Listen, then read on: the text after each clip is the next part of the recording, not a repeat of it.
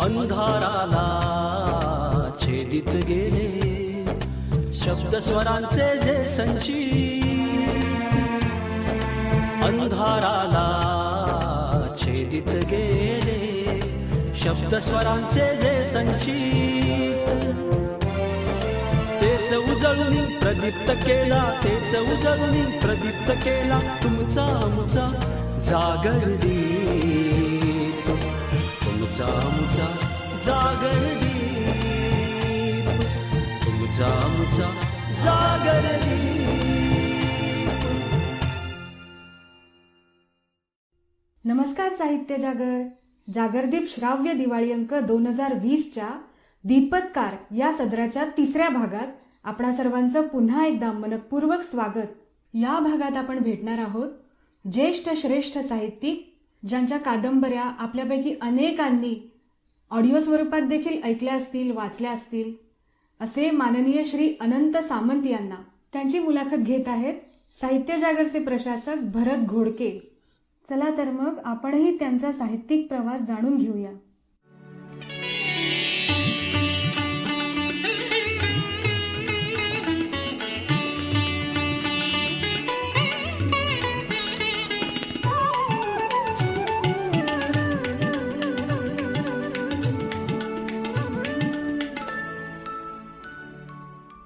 नमस्कार. साहित्य जागरच्या जागरदीप या श्राव्य दिवाळी अंकातील दीपत्कार या गप्पांच्या मैफिलीत मी भरत घोडके आपणा सर्वांचं मनापासून स्वागत करतो. आज आपल्या भेटीला आले आहेत आपल्या लेखनातून दर्यावर्दींचं थरारक आयुष्य उलगडणारे तसेच अनेक संवेदनशील विषयांना वाचा फोडणारे ओघवत्या शैलीचे सिद्धहस्त साहित्यिक अनंत सामंत. सर, तुमचं खूप खूप स्वागत आहे साहित्य जागरच्या या चर्चा सत्रात किंवा गप्पांच्या मैफिलीत. नमस्कार. नमस्कार. सर्वप्रथम सर, तुम्हाला आणि सर्व श्रोत्यांना दिवाळीच्या खूप खूप शुभेच्छा. थँक्यू. तुला सुद्धा दिवाळीच्या खूप शुभेच्छा. Thank you very much sir. तर आता सुरू करूया आपण आपल्या गप्पांना. तुमच्या साहित्यातून सर तुमचं कार्यक्षेत्र नेहमी आम्हाला दिसतं, म्हणजे काही वाचायला मिळतं, त्याचे वेगवेगळ्या प्रकारचे कंगोरे आम्हाला दिसतात, पण तुमचं बालपण कधी तुमच्या साहित्यातून डोकावलेलं दिसत नाहीये. तर त्याच्याबद्दल थोडं सांगा ना आम्हाला. येस, तर तुला माझ्या बालपणाबद्दल ऐकायला आवडेल. अगदी. प्रश्नच नाही, म्हणजे माझ्या आजूबाजूच्या सगळ्यांनाच वाटतं, खास करून माझ्या बायकोला, की माझं बालपण अजून सरलेलं नाही. म्हणजे तुझं बालपण अजून सरलेलंच नाही, कधी मोठा होणार रे तू, असं ती खूपदा विचारते. पण अगदीच तुला सांगायचंच बालपणाबद्दल तर त्याचे हिस्से सुद्धा करता येतील. की माझं काही बालपण मला आठवणार गिरगावच्या ठाकूरद्वारच्या चौकामध्ये गेला, आनंद निवास. आणि तिकडची बालपणातली माझी आठवण म्हणजे गॅलरीच्या कठड्यातून पाहिलेली दंगल संयुक्त महाराष्ट्राची. सर, आली आहे, साहित्यातून उतरते ती बऱ्याच ठिकाणी. याच्याबद्दल मी पुढे विचारणार आहेच. आणि ओके ओके ओके. त्याचा दुसरा भाग म्हणजे काही दिवस माझे गेले सीताराम बिल्डिंग मध्ये. सीताराम बिल्डिंग म्हणजे क्रॉफर मार्केटच्या शेजारची, पलटण रोड पोलीस स्टेशनच्या समोरची, आणि अगदी सगळ्यांच्या ओळखीचा लँडमार्क सांगायचं तर पीके वाईन्सच्या वरची. तर सीताराम बिल्डिंग मध्ये काही वर्ष गेली. ते एक बालपण खूप आठवणारं, कारण सगळे भाजीवाले आणि भाजीवाल्यांची मुलं माझे मित्र होते आणि त्यांच्या मुली सुद्धा. त्याच्या पुढचं माझं बालपण गेलं ते परळमध्ये, भोईवाडा, आलेंबट शाळा आणि भोईवाडा. आणि तू परत म्हणशील की हे पण तुमच्या कादंबऱ्यातून उलगडतं. गोपी झोपड, लालबाग चिंचपोकळी, तिथे माझी अगदी म्हणजे छान अशी चळवळीची वर्ष ज्याला म्हणतात, अशी 5वी ते 11वीची वर्ष गेली. खूपसा फुटबॉल, खूपशी शाळा, खूपशा दांड्या आणि अनेक उद्योग जे आपण शाळेत करू नये असे सगळेजण सांगतात, ते केलेले उद्योग. तिसरं त्याचं आपल्याला काढता येईल असं अर्नाळ्याचा, विरारकडून 6 मैल किंवा किती किलोमीटर, काय 9 किलोमीटर मला. आणि तिकडचा समुद्र, तिकडची शाळा म्हणजे खेळण्यापुरती, शाळेत नाही गेलो कधी तिथे. पण अगदीच सांगायचं म्हणजे तिथे आमच्या घरामध्ये एक आजोबांनी त्यांच्या पुस्तकांची खोली केली होती. म्हणजे एका जवळ मला वाटतं 12 बाय 10च्या खोलीला तिन्ही भिंतीला अशा फळ्या ठोकलेल्या होत्या, एकावर एक एकावर एक एकावर एक. ओके. आणि त्याच्यात इंग्लिश मराठी सर्व पुस्तकं खचून भरलेली होती आणि ते कोणीही वाचत नसायचं मी सोडून.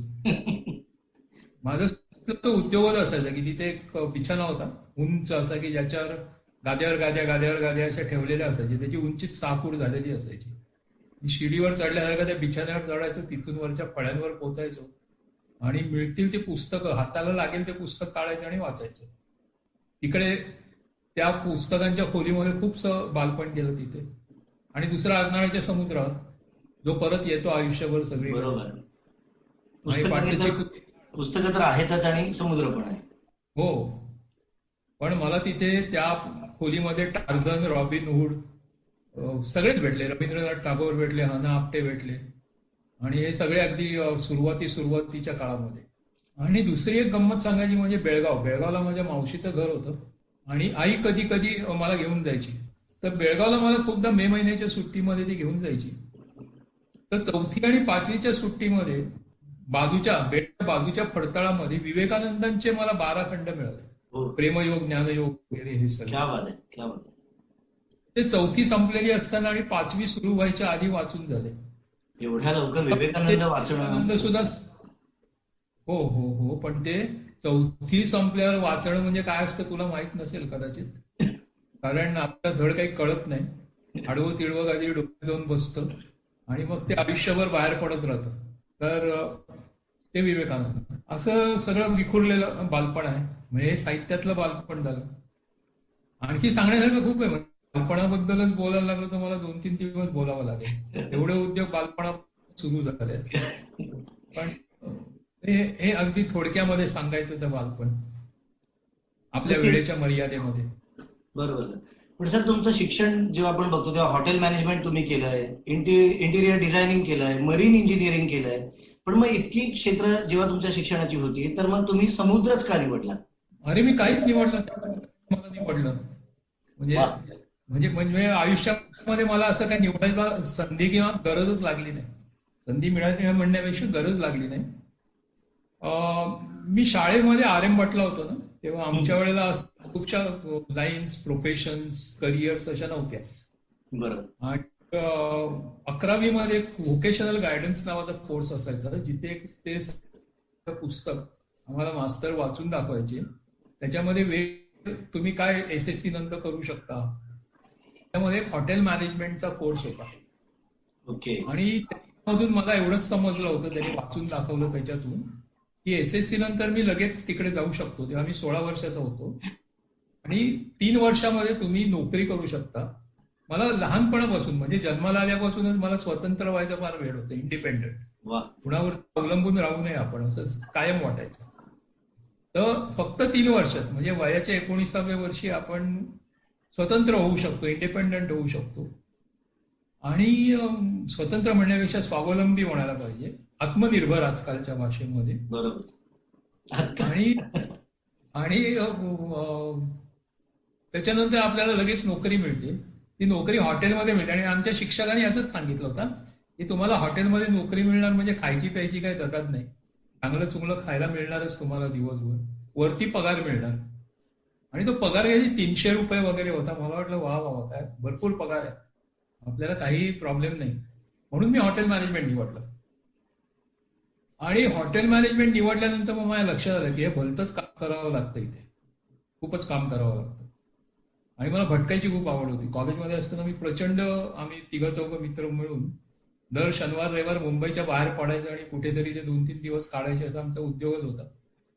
सगळे गड किल्ले फिरायचो, महाराष्ट्राच्या दऱ्याखोऱ्या फिरायचो आणि जग बघावंसं वाटायचं. मग हॉटेल मॅनेजमेंट केल्यानंतर जग बघण्यासाठी मी शिपिंग जॉईन केलं. समुद्रावर जाण्यासाठी केलं असं मी उगाचच म्हणणार नाही. समुद्राचं नातं होतच इथे. शिवाजी पार्क होतच म्हणजे. हो ना, अर्नाळ्यापासून शिवाजी पार्क पर्यंत. कॅटरिंग कॉलेज सुद्धा शिवाजी पार्कला. बरोबर. हा, आणि तिथे आमच्या दुपारी, संध्याकाळी, रात्री सगळ्या शिवाजी पार्कच्या किनाऱ्यावरती जायच्या गोष्टींचा. तर त्याच्यामुळे मग जग बघण्यासाठी म्हणून हॉटेल मॅनेजमेंट केलं. आणि हॉटेल मॅनेजमेंट केल्यानंतर जग बघायला उपयोग म्हणून शिपिंग जॉईन केली. आणि शिपिंग जॉईन केल्यानंतर मग पुढचं सगळं झालं. सर मग इतकं सगळं असताना तुम्ही साहित्याकडे म्हणजे एक्झॅक्टली म्हणूया आपण तर लेखनाकडे कसे बघा? हा प्रश्न म्हणजे मी नाही वळलो. मी अजिबात वळलो नाही, मला वळवलं. म्हणजे गाणं ना हमसे आया ना गया वगैरे तसं मला मुळीच लेखनाकडे जायचं. मला शाळेपासून लेखन कधीच आवडलं नाही. मग प्रचंड कंटाळा लेखनाचा, अभ्यासाचा, लिहायचा म्हणजे खूप त्रास व्हायचा. आता पटत नाहीये पण सध्या. हो ना, ती शिक्षा होती. छोटा असतो एक आयुष्यभर करायचं देवाने दिलेलं, तो संपल्याशिवाय आपलं काय खरं नसतं ते. त्याच्यामुळे शाळेत न लिहिल्यामुळे आता लिहावं लागतं. पण तुझे सगळे रसिक माणसं आणि चाहती माणसं आणि फॅन्स यांनी लिहितं केलं म्हणण्यापेक्षा सुरुवातीला विद्याबाळांनी लिहितं केलं मला. म्हणजे अगदीच नीट सुरुवात सांगायची तर मी माझ्या मित्राला एक पत्र लिहिलं होतं. त्या पत्रामध्ये मला वाटतं ती कथा बेलिंदामध्ये ती नावाची कथा आहे ना, त्या व्हिएतनामी मुलीची जी बोटीमधून जाते नावेमधून. हा, ती माझी पहिली कथा लिहिलेली. ती मी पत्रामधून तो इन्सिडन्स खरा आहे, अख्खी घटना ती घरी आहे. आणि ती घटना मी माझ्या मित्राला पत्रातून कळवली होती. तो म्हणाला तू ह्याच्यावर कथा लिही. मी म्हटलं मला काय कठीण वाटतं, कथा विथा काय मी लिहिलेली नाही. कोणी ती कथा म्हणजे ते पत्र विद्याबाळांना पाठवलं मायनाकडून आणि ते पत्र कथा म्हणून छापून आलं स्त्री अंकामध्ये जून 80 मला वाटतं 1980. आणि मग विद्याबाळांनी सांगितलं की असं काही परत दिसलं सुचलं लिहिलं तर आम्हाला पाठवा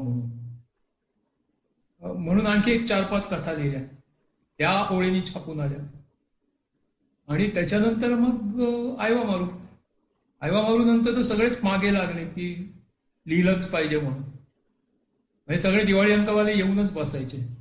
आणि तेव्हा त्यांच्या नशिबाने झालं होतं काय की मला प्रचंड तंगी आली होती पैशाची. नोकरी सोडली होती, लग्न केलं होतं. मग कशी तंगी येते तुला माहितच आहे लग्न केल्यावर. नोकरी असून येते. आणि मग लिहून पैसे कमवायचे तर लोक येऊन बसायचीच तसं की आता लिहा म्हणून.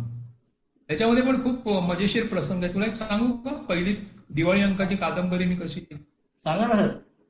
सांगू काय, पहिली कादंबरी माझी दिवाळी अंकातली प्रेमा कशी मादा. दीपलक्ष्मीमध्ये ती प्रकाशित झाली होती.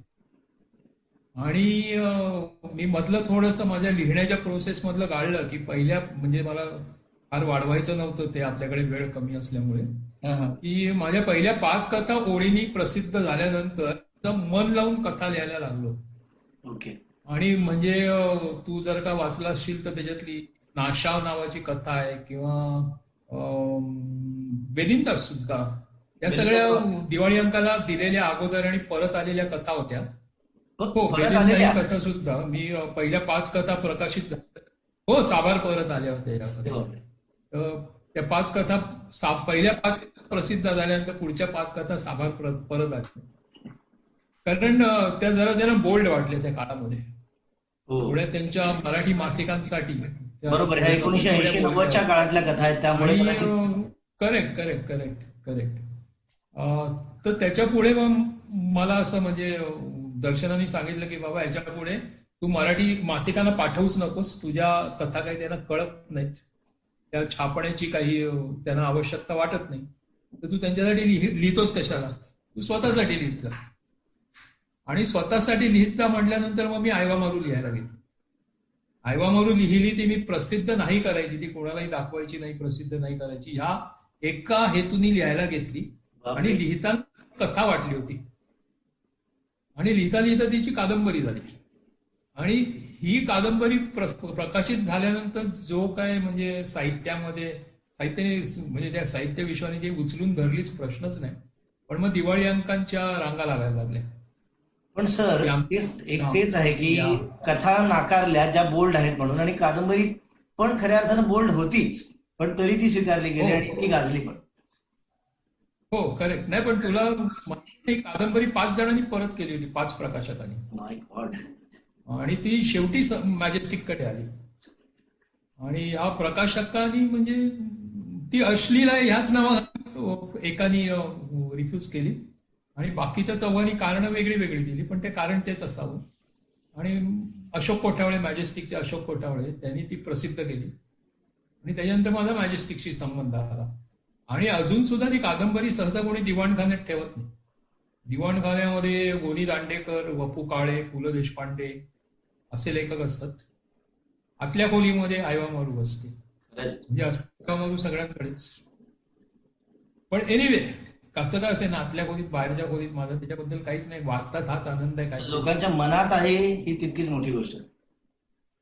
हा, राईट. आता सर आयवा मारूचाच विषय निघाला ना, म्हणून मला खरं तर त्याचाच धागा पकडून विचारायचं होतं की एका पोलादी बोटीशी जोडलेलं खलाशांचं मन, आणि म्हणजे खलाशी असं मानतात की बोट ही एक स्त्री आहे आणि बोटीवर दुसरी स्त्री आली तर बोटीला मत्सर वाटतो. तर नेमकी ही भावना काय, आणि याच्याबद्दल तुम्ही त्या कादंबरीतून मांडलंय, तर त्याबद्दल थोडं सांगा ना. तुला मोठं सांगू का, मी स्त्री मत्सर वगैरे कशासाठी, म्हणजे हे काही नव्हतंच माझ्या डोक्यामध्ये. ओके. स्त्री मत्सर आणि आयवा मारू याचा तसा काही संबंध नाही. सवती मत्सर असं काही मध्ये नाही आहे. म्हणजे आहे, तो ओघाने येतो, पण तो एक फार असा अस्पष्ट असा धागा आहे. याचे मूळ कारण असं आहे, म्हणजे आयवा मारू लिहायला सुरुवात करण्याचं सुद्धा, की माझं कॉलेजच्या आयुष्यानंतर मी शिपिंग मध्ये गेलो. त्याच्यामुळे मला इकडचं खरं जग असं दिसलंच नव्हतं. बरोबर. माझी आई गांधीवादी आणि स्वातंत्र्य सैनिक वगैरे, त्याच्यामुळे आम्हाला एक जरा वेगळं बाळकडू मिळालं होतं. म्हणजे भारत हा सगळ्यात महान देश, आपली संस्कृती सगळ्यात चांगली संस्कृती, आणि आपण देशासाठी अमुक करायचं वगैरे वगैरे वगैरे असं सगळं त्या एका वेगळ्या पैठणीमध्ये मी वाढलो होतो. आणि शिपिंग मधून आल्यानंतर इकडे मी एक व्यवसाय चालू करायचा प्रयत्न केला. त्याच्यामध्ये सरकारी खात्यांची संबंध आला आणि मग नॅचरली इकडचा भ्रष्टाचार आणि अनागोंदी आणि हे सगळं जेव्हा डोळ्यासमोर आलं तेव्हा एक भ्रमनिरास झाला. आणि त्याच्यामध्ये मूळ उद्देश होता की जे मला आई वडिलांनी शिकवलं किंवा जो माझा भ्रमनिरास होत होता, त्याच्याशी मी पूर्वी जे जगलो होतो, जे जग पाहिलं होतं, जे मी British, Americans, Filipino, Indonesian, Chinese अशा वेगवेगळ्या नागरिकत्वाच्या लोकांशी जे बरोबर जे काम केलं होतं, त्याच्यामधून मला त्यांचे स्वभाव विशेष जे कळले, त्याच्याशी माझी भारतीय लोकांची तुलना चालू झाली. आणि ती तुलना करता करता मला आयवा मारू, म्हणजे अर्थात त्याच्यामध्ये ज्वाला होतीच, उज्ज्वलाची ती कादंबरी आहेच, त्याच्याबद्दलही वाद नाही. जेव्हा मी पहिली कथा छापून आल्यापासून, प्रसिद्ध झाल्यापासून उज्ज्वला लिहावी, कागदावर उतरवावी असं मला वाटत होतं, पण ती उतरवायचा धीर होत नव्हता. आणि हे सगळं झाल्यानंतर आणि धंद्यामध्ये एका व्यवसायात पूर्ण बुडाल्यानंतर, पूर्ण कफल्लक झाल्यानंतर आणि साहित्य विश्वातून बाहेर पडायचं, आता हे साहित्य संन्यासच घेतला होता आयवा मारूच्या अगोदर. तर अशा वेळेला आपण आयवा मारू, म्हणजे आता उज्ज्वलाबद्दल लिहूया असं वाटल्यानंतर लिहिता लिहिता तू म्हणतोस ती आयवा मारू मला मिळाली. आणि आयवा मारूचा मुख्य विषय लिहिताना नागरिकत्व हा जरी असला तरी तो नंतर म्हणजे दृष्टी आणि आयवा मारूचा विषय खूप जवळ जातो की, आणि विवेकानंदांचा परिणाम आहे तो अकाली वाचलेल्या, की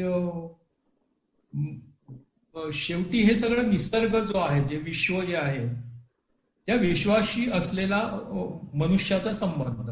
बरोबर. आपण आपल्याला काय घडवलंय, निसर्ग कसा आहे, निसर्गाने आपल्याला काय घडवलं, म्हणजे आपण कशासाठी निर्माण झालो आणि आपण नेमके काय झालो आणि आपण नेमके काय करतोय आणि त्याच्यातून आपण नेमकं काय हरवतोय आणि काय मिळवतोय, हा खरं म्हटलं तर कादंबरीचा विषय आहे आयवा मारूचा. त्याच्यामध्ये खूप मोठी गोष्ट अशी आहे की म्हणजे माणसाच्या भावना या पोलादामध्ये मिसळू शकतात. पोलादाला त्या भावना कळतात, पोलाद त्या भावना अंगीकारतो आणि त्या भावनांनी त्याला येणारे जे व्यक्तिमत्व आहे त्याच्यातून त्याची एक वेगळी पर्सनॅलिटी, एक इंडिव्हिज्युअलिटी तयार होते. त्याला एक ते वेगळं पात्र झालं, एक पात्र झालंय, म्हणजे ते असतंच. घडलेल्या घटनांचा आणि येऊन गेलेल्या माणसांचा परिणाम होऊन जडत्व असलेल्या गोष्टींना सुद्धा भावना आणि व्यक्तिमत्व येतं आणि त्या तिकडे त्या वातावरणावर परिणाम करतात, त्या वातावरणात येणाऱ्या माणसांवरती, आणि त्या माणसांकडून त्या स्वतःच्या इच्छा पूर्ण करून घेतात. आणि काही माणसांना हे त्या जड गोष्टींचं, म्हणजे रॉस सारखा असेल आयवा मारू मधले, किंवा मला हे कायम अनुभवत आलंय की कुठल्याही घराला किंवा पोलादी जहाजाला किंवा एखाद्या वस्तूला सुद्धा एक पर्सनॅलिटी असते. त्याच्यामुळे आपण एखादं आजी आजोबांची एखादी वस्तू जपून ठेवतो, एखादी आई वडिलांची वस्तू जपून ठेवतो आणि आपल्याला त्या वस्तू सहवासामध्ये नेहमी त्यांच्या सहवासाचा आनंद मिळतो. आणि हे जे फिलिंग आहे, हे जे आपलं जे लिंक आहे, म्हणजे एक मीडियम म्हणून ह्या गोष्टी होतात की घरामध्ये. तू आता बघतोच की आपण देवळामध्ये जरी गेलो ना तर आपल्या मनावरती होणारा परिणाम, आपण बारमध्ये शिरल्यानंतर आपल्या मनावरती होणारा परिणाम, आपण कोकणामध्ये गेल्यानंतर आपल्याला जाणवणारं सराउंडिंग, हे आपल्याला न सांगता जाणवतं. हा, आणि आयवा मारूचा मुख्य विषय हा आहे. चौथी मत्सर अजिबातच नाही. चौथी मत्सर किंवा अशा लहान सहान माझ्या सगळ्या कथांमध्ये किंवा कादंबऱ्यांमध्ये स्त्री पात्र ही खूप स्ट्रॉंगली येतात, खूप जोर येतात. पण त्यांना कुठेही मी असली इतर कादंबऱ्यात येणारी असली स्त्रीवादी किंवा सौती मत्सर किंवा अन्याय किंवा अहिंसा हे अशी नाही लावलेत लेबल्स, किंवा मी त्यांना तसं क्रिएटिव्ह, ऑन द कॉन्ट्ररी मी त्यांना क्रिएटच करत नाही. मी तुला खरं सांगू का, मी ठरवून कादंबरी किंवा कथा लिहित नाही. मकरंद जोशी नावाचा एक आहे समीक्षक चांगल्यापैकी आणि लेखक पण आहे तो. त्यांनी एक परवान कुठेतरी लिहिलं होतं की सामंतांच्या ह्याला कॅमेरा असतो, पेनाला, दिवेला कॅमेरा असतो, आणि जे आजूबाजूला घडतं, त्यांच्या भोवती घडतं, ते त्यांचा कॅमेरा टिकतो आणि कागदावर उतरवतो. जाणवतं, बऱ्याच पुस्तकातून हे जाणवतं. हा, आणि दॅट इज अ फॅक्ट. मी अमुक लिहायचं म्हणून बसत नाही. मी बसल्यानंतर मला जे दिसतं ते मी लिहितो. सर, पण मग एमटी आयवा मारूलाच कंटिन्यू करायचं झालं तर ती इंग्रजीत भाषांतरित झाली, मग तो अनुभव नेमका कसा होता? असा विशेष फरक पडला असं मला वाटत नाही. आनंदाची गोष्ट म्हणजे मला सगळ्यात जास्त आनंद दोन गोष्टींचा झाला. एक म्हणजे ती पेंग्विन सारख्या संस्था प्रकाशित केली. बरोबर. पेंग्विन ही एक मान्यवर प्रकाशन संस्था आहे आणि त्यांनी मराठीमध्ये आल्यानंतर जवळजवळ 30 वर्षांनी ती प्रकाशित झाली इंग्लिशमध्ये. म्हणजे जी कादंबरी 30 मराठीत आल्यानंतर पेंग्विनला आज सुद्धा रिडेबल वाटू शकते किंवा आज सुद्धा आपण पुनर्प्रकाशित करावी अशी वाटू शकते, एवढी ताजी राहिली असं पेंग्विनला वाटतं. ह्याचा मला खूप आनंद झाला. आणि एक अतिशय अपवादात्मक गोष्ट म्हणजे की मराठी प्रकाशनात ती सहसा घडत नाही. पेंग्विनने त्याची प्रचंड स्तुती केली प्रसिद्ध करायच्या आधीच. पेंग्विनच्या मुख्य संपादकांनी मला जर सांगितलं की ही कादंबरी फार, म्हणजे त्यांनी अगदी तोंड फाटेपर्यंत स्तुती केली त्या कादंबरीची. आपला प्रकाशक हे सहसा करत नाही, ठीक आहे, चांगली आहे, बघूया, असं त्यांचं असतं. अर्थात हे अशोक कोठाळेंच्या बाबतीत लागू होत नाही, कारण त्यांनी आयवा मारूचे खूपच लाड केले आणि कोणी प्रकाशित करत नसताना किंवा प्रत्येक जण पाठी सरत असताना त्यांनी ती प्रकाशित केली. पण हे एक जनरल मराठी प्रकाशनातलं हे पद्धत आहे की लेखकाची फार स्तुती करत नाही प्रकाशक, पण इथे पेंग्विननी फारच केली. आणि इव्हन टाइम्स, मिरर ती उचलून धरली. तुला आश्चर्याची गोष्ट म्हणजे सांगतो, स्पेन मधला एक हा आला होता कॉलमिस्ट, त्याचं नाव काहीतरी टोरस होतं. ओके, फार नाव आहे त्याचं, सम टोरस. तर त्यांनी त्याची मार्क्विसची तुलना केली, म्हणजे 100 Years सॉलिट्यूड लिहिणारा मार्क्विस, ग्रासी मार्क्विस, त्याच्याशी आणि त्याच्यातल्या मिस्टिसिझमशी त्याची तुलना. म्हणजे आपण ज्यात बोलत होतो की आयवा मारूला पर्सोनिफाय करणं किंवा आयवा मारूला एक व्यक्तिमत्व देणं, याची तुलना त्यांनी 100 Years ऑफ सॉलिट्यूडशी.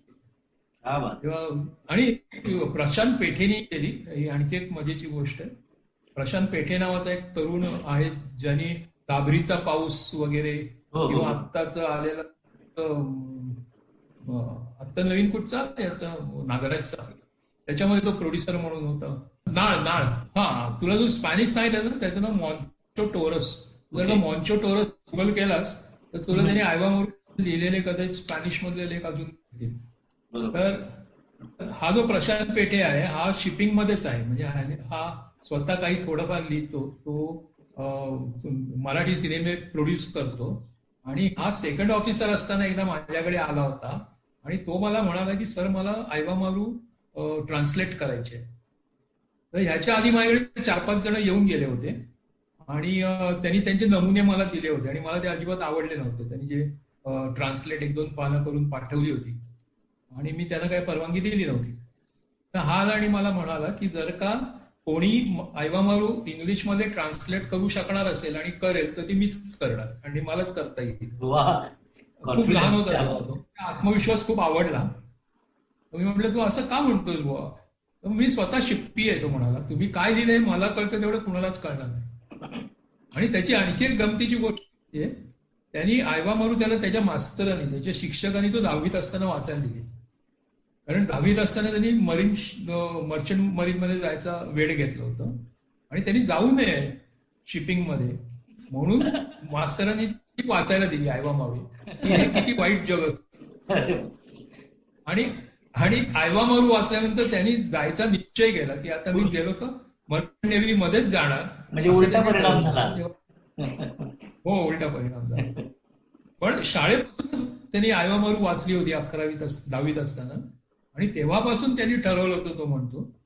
आणि मग सेकंड इंजिनियर असताना तो सेकंड ऑफिसर झालेला असताना तो आला आणि मग पुढे परत 2 वर्षांनी येऊन त्यांनी सांगितलं की मला आता ही ट्रान्सलेट करायची आहे आणि मी त्याला परवानगी दिली आणि he did a good job. चांगलं छान केलं. वा सर, आणखी एका ट्रान्सलेशन बद्दलच मला बोलायचं तुमच्याशी. जॅक लंडन यांचं व्हाईट फँग हे लांडगा नावाने तुम्ही ट्रान्सलेट केलं. हो. तर तो नेमका अनुभव सांगा ना, एक भाषांतर करण्याचा. रादर तुम्ही भाषांतर नाही, भावानुवाद केलाय म्हणता येईल त्याला. तर तो अनुभव सांगा ना. हो. कारण त्याचं भाषांतर करणं अशक्य आहे. त्याचं भाषांतर करणं किंवा कुठल्याही चांगल्या कादंबरीचं भाषांतर करता येत नाही. कारण त्या भाषेमध्ये एक संस्कृती असते आणि ती संस्कृती दुसऱ्या भाषेत कधीच नसते. म्हणजे फॉर एक्झाम्पल की आपल्याकडे पदर पडला ही कादंबरीतली जी किंवा कथेमध्ये जर का संज्ञा आली की त्या स्त्रीचा पदर पडला तर तू कुठल्या इंग्लिश भाषेमध्ये नाही ट्रान्सलेट करू शकत. आणि ती भावनाच त्याच्यामध्ये, ती संस्कृती त्यांना माहीत नसल्यामुळे ते तुला त्यांना कळून द्यायचं असेल त्याच्या पाठचा सगळा अर्थ तर तुला अख्खा पान लिहावं लागेल त्या एका ओळीसाठी. तेव्हा ट्रान्सलेशन हा शब्दच चुकीचा. You cannot translate a story. तो त्याचा भावानुवाद आपल्याला आलेला एक्सपिरियन्स असतो. आपण वाचल्यानंतर आपल्याला जे दिसलं जाणवलं त्याचं केलेलं ते सहसृजन असतं किंवा तो भावानुवाद असू शकतो. आणि जॅक लंडनची ही त्याचे 2-3 कादंबऱ्या आहेत. म्हणजे कॉल ऑफ द वाईल्ड, दुसरी व्हाईट फँग्स जिचं लांडगा म्हणून केलंय. तर मला मुळात जॅक लंडन हा लेखक खूप आवडतो. तो आवडता असायची अनेक कारण आहेत. लहानपणापासून त्यांनी माझ्यासारखे खूप उद्योग केले आणि अगदी लहान असताना सावत्र वडील त्याला दूध आणायला पाठवायचे. म्हणजे दूध जसं पेपरची लाईन आपण टाकतो तसा तो पहाटे उठायचा, बर्फ पडायचा त्यांच्या इथे, त्याच्यातून जाऊन तो दुधाची लाईन टाकायचा, परत यायचा. तर हा मुलगा 8व्या-9व्या वर्षी ह्यांनी व्हेल शिपिंग करायला सुरुवात केली. म्हणजे आपली फिशिंग करणारी गलबतं असतात त्याच्या गलबतावर त्यांनी वयाच्या 14व्या वर्षी त्या गलबताच्या कॅप्टनला ठार मारून त्याला हाकलून त्याच्या बायकोशी लग्न केलं. आणि त्याच्या पुढे जी गोल्ड रश झाली कॅनडामध्ये किंवा नॉर्थ अमेरिकेमध्ये, त्या गोल्ड रश मध्ये सोनं शोधायला तो तिकडे गेला आणि त्याला सोनं एक कण सुद्धा नाही मिळालं. पण त्याची तिकडच्या कुत्र्यांची मैत्री झाली आणि त्या कुत्र्यांच्या आयुष्यावरती त्यांनी 3 कादंबऱ्या आणि त्या जगप्रसिद्ध होऊन त्याला सोनं मिळालं. म्हणजे त्या कादंबरीतून उत्पन्न सोन्यापेक्षा जास्त मिळालं. तो मल्टीमिलियनियर झाला. तो परत आणि होईपर्यंत तो जेलमध्ये गेला होता, त्यांनी गुन्हे केले होते आणि शेवटी परत तो कफल्लक होऊन मेला. ही जी कथा आहे व्हाईट फँग किंवा लांडगा, ही असं मला वाटलं ही त्याचीच बायोग्राफी आहे, ऑटोबायोग्राफी. त्याचं चरित्रात्मक कादंबरी आहे. त्यांनी स्वतःचं रूपक त्या कुत्र्यामध्ये केलंय असं मला वाटलं. असं त्यांनी कुठेही म्हटलेलं नाही, असं कोणीही म्हटलेलं नाही, पण असं मला वाटलं. कुत्रा आणि जॅक लंडन हे दोन्ही प्राणी माझ्या अतिशय प्रेमाचे आणि जवळचे असे वाटतात मला. आणि म्हणून मला ती करावीशी वाटली.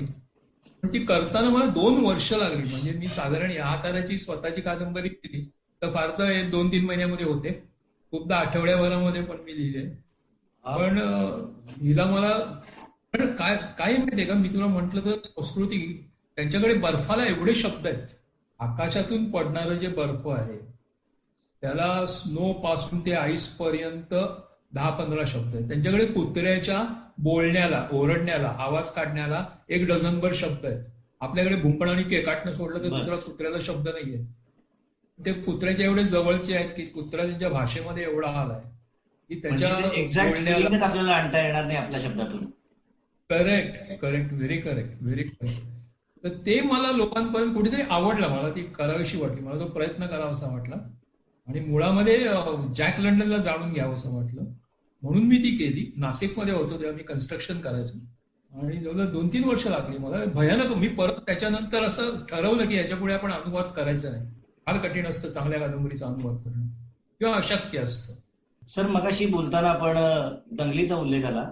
तुमच्या K5 मधून किंवा ग्रेट जॉब सारख्या आणखी काही कथांमधून दंगलीचं विदारक चित्रण दिसतं. ही अशी दंगल तुम्हाला जी बालपणी भेटली तिच्यामुळेच हे असं चित्रण येतं की त्याला आणखी काही कंगोर आहे? नाही, मी हिंसाचार दंगल असं म्हणणार नाही, मी सर्व प्रकारचा हिंसाचार म्हणेन. म्हणजे भोईवाड्याला राहिल्यामुळे आणि आमच्या काळामध्ये तो थोडंसं हिंसक वातावरण आधी नव्हतं. आधी खूप सगळं सोज्वळ शांत सगळं होतं आणि नंतर मग एकदम लाल बावटा आला. त्याच्यानंतर म्हणजे 3 युनियन्स होत्या त्यावेळेला अगदी स्ट्रॉंग.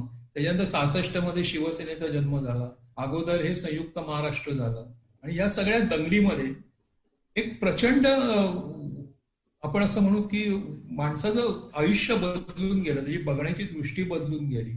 म्हणजे मी हिंदमाताच्या पाठी, मला वाटतं 5वीत असताना एक माणूस कापलेला म्हणजे ते तलवार त्याच्या पोटामध्ये घालून खूपच बाहेर काढली होती आणि त्याच्या पोटातून आतडं बाहेर आलं होतं. आणि मी 5वीत असताना मी पाहिलं डोळ्याच्या समोर. म्हणजे अगदी भर दुपारी घटना, अशी काय रात्र संध्याकाळ असं नव्हतं. आणि तो कोथळा हातात धरून तो माणूस धावता धावता पडला आणि मेला. तर ह्या ज्या सगळ्या घटना पाहिल्या त्या मला म्हणजे मनावर ठसा निश्चित उमटवत गेल्या. पण दंगलीचा त्याच्याशी संबंध तसा नव्हता. मला असं वाटतं की मला दंगलीपेक्षा दंगलीचं मागचं जे सत्ता कारण असतं, म्हणजे ग्रेट जॉब मध्ये घे किंवा K5 मध्ये घे.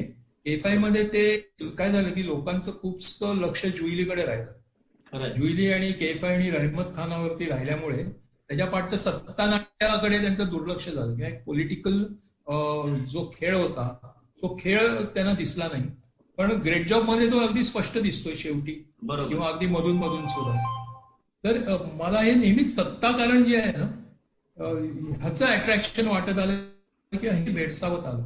म्हणजे अगदी मी नुसतंच आपल्याकडची दंगल म्हणणार नाही, इव्हन पहिल्या महायुद्धापासून किंवा अगदी कुठच्याही ऐतिहासिक पहिल्या महायुद्धापासून ते आजपर्यंतच्या कुठच्याही मोठ्या विध्वंसापर्यंत त्याच्या पाठीमागे सामान्य माणसाच्या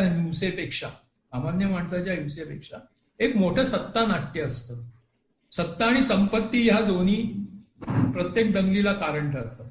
आणि हे जे सत्ता नाट्य आहे ते ह्या कादंबऱ्यातून किंवा ह्या कथातून लोकांच्या समोर आणायचा प्रयत्न केला की लोकांना समजावं आपण सामान्य माणसं. आज सुद्धा जर का तू बघशील तर व्हॉट्सअप मीडियामध्ये जे काही नाट्य घडत असतं, म्हणजे ते काही असू दे, ते एखाद्याची आत्महत्या असू दे किंवा काही माणसांचा मृत्यू असू दे किंवा कुणावरचा तरी बलात्कार असू दे, त्याच्यामध्ये सामान्य माणसाच्या कळवळ्याने कोणीच उतरलेले नसतं. जे उतरलेले असतात आणि त्यांचा एक अभिनिवेश असतो तो कुठल्या सत्तेच्या फायद्यासाठी किंवा संपत्तीच्या फायद्यासाठी असतो. आणि हे सामान्य माणसाला कधी समजतच नाही, ह्याचं आकलनच त्याला नसतं आणि तो ह्याच्यामध्ये शिरत जातो. म्हणजे तो उगाच कारण नसताना तो स्वतःच्या समिधा त्याच्यामध्ये घालत असतो, तो स्वतःचं आयुष्य त्याच्यामध्ये मोफत घालवत असतो. आणि हे वाचकाच्या लक्षात आणून द्यावं असं मला वाटल्यामुळे मी ह्या विषयाला स्पर्श केला. सर, हिंसेचाच विषय निघाला म्हणून खरं मला आठवलं की द फ्रंटलाईन स्टोरी ही तुमची कथा आहे आणि त्याच्या सुरुवातीलाच नायकाचा मुलगा आहे, तो बाटली झुरळ बुडवतोय आणि तो मरताना किंवा त्याची तडफड तो पाहतोय आणि नायकालाही सहन होत नाहीये आणि त्याने ती तडफड पाहिली आहे. बाहेर माणसं मरतानाची त्यांची जी तडफड आहे ती त्याने पाहिली आहे. तर हा प्रसंग खरंच खूप बोलका आहे. तर त्याविषयी पण थोडं आणि कथेविषयी एकूणच कथांविषयी थोडंसं सांगा. तुला एक गंमत त्याच्या मागे पण एक मजा आहे, म्हणजे त्या फ्रंटलाईन स्टोरी मागे, की फ्रंटलाईन स्टोरी ही मी सकाळसाठी लिहिली होती, म्हणजे लिहिल्यानंतर ती सकाळला दिली होती. ओके. आणि ही कथा त्यानं त्याच वर्षी डायनाचा पप्पाराजी त्याच्यामध्ये ऍक्सिडेंट झाला होता, तुला आठवत असेल, हो. प्रिन्सेस डायना, आणि तो पप्पाराजी प्रकरण सगळं, म्हणजे फोटोग्राफर तिच्या मागे लागले होते, तिचा कारचा ऍक्सिडेंट झाला आणि त्या ऍक्सिडेंटमध्ये तो मेला. बरोबर. ती डायना, प्रिन्सेस डायना. राईट. तर हा इन्सिडन्स व्हायच्या आधी मी ही लिहिली होती कथा. ह्या कथा जर्म साधारण तोच आहे, म्हणजे पपाराजीचाच जर्म आहे. म्हणजे आपण विषय शोधत, कॅमेरासाठी विषय शोधत फिरणाऱ्या माणसाचा ही गोष्ट आहे. आणि सदा डुंबरे तेव्हा संपादक होते आणि त्यांनी त्या वर्षीच्या दिवाळी अंकामध्ये त्याचा उल्लेख केला होता की ही घटना घडायच्या आधी आम्हाला सामंतांनी ही कथा दिली होती. ही जी चाहूल आहे, म्हणजे याच्यामध्ये दोन गोष्टी येतात की कॅमेरामननी ही फोटोग्राफी करावी का करू नये. आणि हा जो कॅमेरामन आहे हा फ्रंटलाईन स्टोरीसाठी, नंतर मी अनेक पिक्चर्स त्याच्यावरती पाहिले आणि ते नंतर आलेले आहेत की आता तो व्हिएतनाममध्ये एक जळणारा मुलगा पळत असतो आणि ते इंटरनॅशनली गाजलेली गोष्ट आहे की मग फोटोग्राफरनी त्या मुलाला वाचवायला पाहिजे का त्याचे फोटो काढायला पाहिजे. He can do one of the two things. की ते मूल जळतंय, तो ते एकदा जाळ भिजवून त्या मुलाला वाचवू शकतो किंवा फोटो काढून ते पब्लिश करू शकतो. तर ह्या दोन मधलं त्यांनी पुढचं काम करावं. पण फोटोग्राफरचं एक कर्तव्य आहे की घडणारी घटना टिपून ती जगापर्यंत पसरवायची आणि इतर मुलांना वाचवायचं, इतर होणाऱ्या पुढच्या घटना थांबवायच्या. तर ह्या फ्रंटलाईन स्टोरी मधला जो फोटोग्राफर आहे तो मुळामध्ये वॉर फोटोग्राफर नाहीये, पण त्याला मिळालेली ती असाइनमेंट आहे. त्याच्यामुळे त्यांनी खूप मृत्यू त्याच्या जवळच्या लोकांचे पाहिलेले आहेत आणि त्याला मृत्यू जाणवतो, त्याच्यामध्ये मृत्यू येण्याआधी जाणवतो. गौतम बल्लाळ त्याचं नाव आहे. गॉडली बल्लाळ तुम्ही त्याला. त्याच्याबरोबरचे सैनिक सुद्धा त्याला असं म्हणजे हो, आणि त्याला असं प्रेडिक्टिव्ह वाटत होतं त्यांना की आता बॉम्ब पडायच्या आधी गौतम बल्लाळ, कारण काय आहे की कॅमेरा क्लिक करायच्या अगोदर कॅमेरामन जाणीव असावी लागते. कॅमेरामनला 1 सेकंड कळावं लागतं पुढची घटना, तर तो वेळेवर क्लिक करू शकतो. आणि म्हणजे हे कॅमेरामननाही कळतं की नाही माहिती नाही, पण अशा प्रकारचे फोटोग्राफी करणारे जे कॅमेरामन असतात त्यांना थोडंसं पुढचं आधी कळतं, त्यांना चाऊल लागते, तरच ते चांगली फोटोग्राफी करू शकतात. कारण त्या काळातले जे कॅमेरे होते ते कंटिन्युअस असे एका क्लिकमध्ये 1000 फ्रेम वगैरे येत नव्हत्या. एकदा क्लिक केली की एकच फ्रेम यायची आणि तो क्षण गेला की पुढचा तुमचा क्षण गेला. तर ही त्याला जी जाणीव व्हायची, त्याला जी मृत्यूची जाणीव व्हायची आणि मृत्यू हा त्याला जो घेरायचा आणि त्यांनी एवढ्या लोकांना मरताना पाहिलं होतं आणि हा मृत्यू हा विनाकारण असतो हे त्याला कळलं होतं की जे मरतायत ते त्याचंच कारण नाहीयेत. मरतायत हे एका मोठ्या खेळाचा भाग आहे. जे घडतंय ते कुठेतरी भलतीकडे घडतायत. खेळ आहे तो दुसऱ्या कोणाचा तरी खेळ आहे आणि मरणारी किंवा भोगणारी माणसं ही वेगळी आहेत. तेव्हा मृत्यूचं कारण हे त्या माणसासाठी असावं, मृत्यू त्याच्या हातात असावा असं त्याला सतत वाटतं. आणि जेव्हा त्याचा मुलगा जेव्हा मृत्यू हाताळतो, तो झुरळाचा का मृत्यू असे ना, पण त्या झुरळाचा मृत्यू सुद्धा मृत्यू असतो, एक जीव असतो आणि त्या जीवाचा मृत्यू आहे आणि त्याच्याशी खेळण्याचा आपल्या मुलाला हक्क नाहीये. हे त्याला जे जाणवतं ते इतरांना आपल्याला सुद्धा जाणवू शकत नाही, कारण आपण मृत्यू एवढा जवळून पाहिलेला नसतो, आपण मृत्यूशी एवढं भोगलेला नसतो, इतरांचा मृत्यू सुद्धा भोगावा लागतो, आपण तो लांबून पाहिलेला असतो आणि तो एवढ्या जवळून पाहिलेला असतो की तो चिडून उठतो.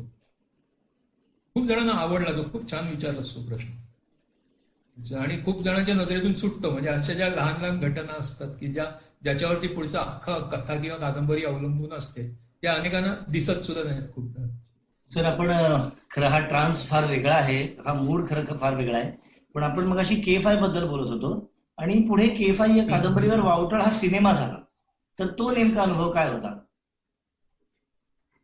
तुला खरं सांगू का, ज्या वेळेला कोणी माझ्या खूपशा कादंबऱ्यांच्या हक्क घेण्यासाठी अनेक जण येतात, म्हणजे एक वर्षातून 5-10 माणसं तरी हक्क घेऊन जातात आणि ते परत खूपदा येत नाहीत परत. यांचं जे जग आहे ते खूप वेगळं असतं.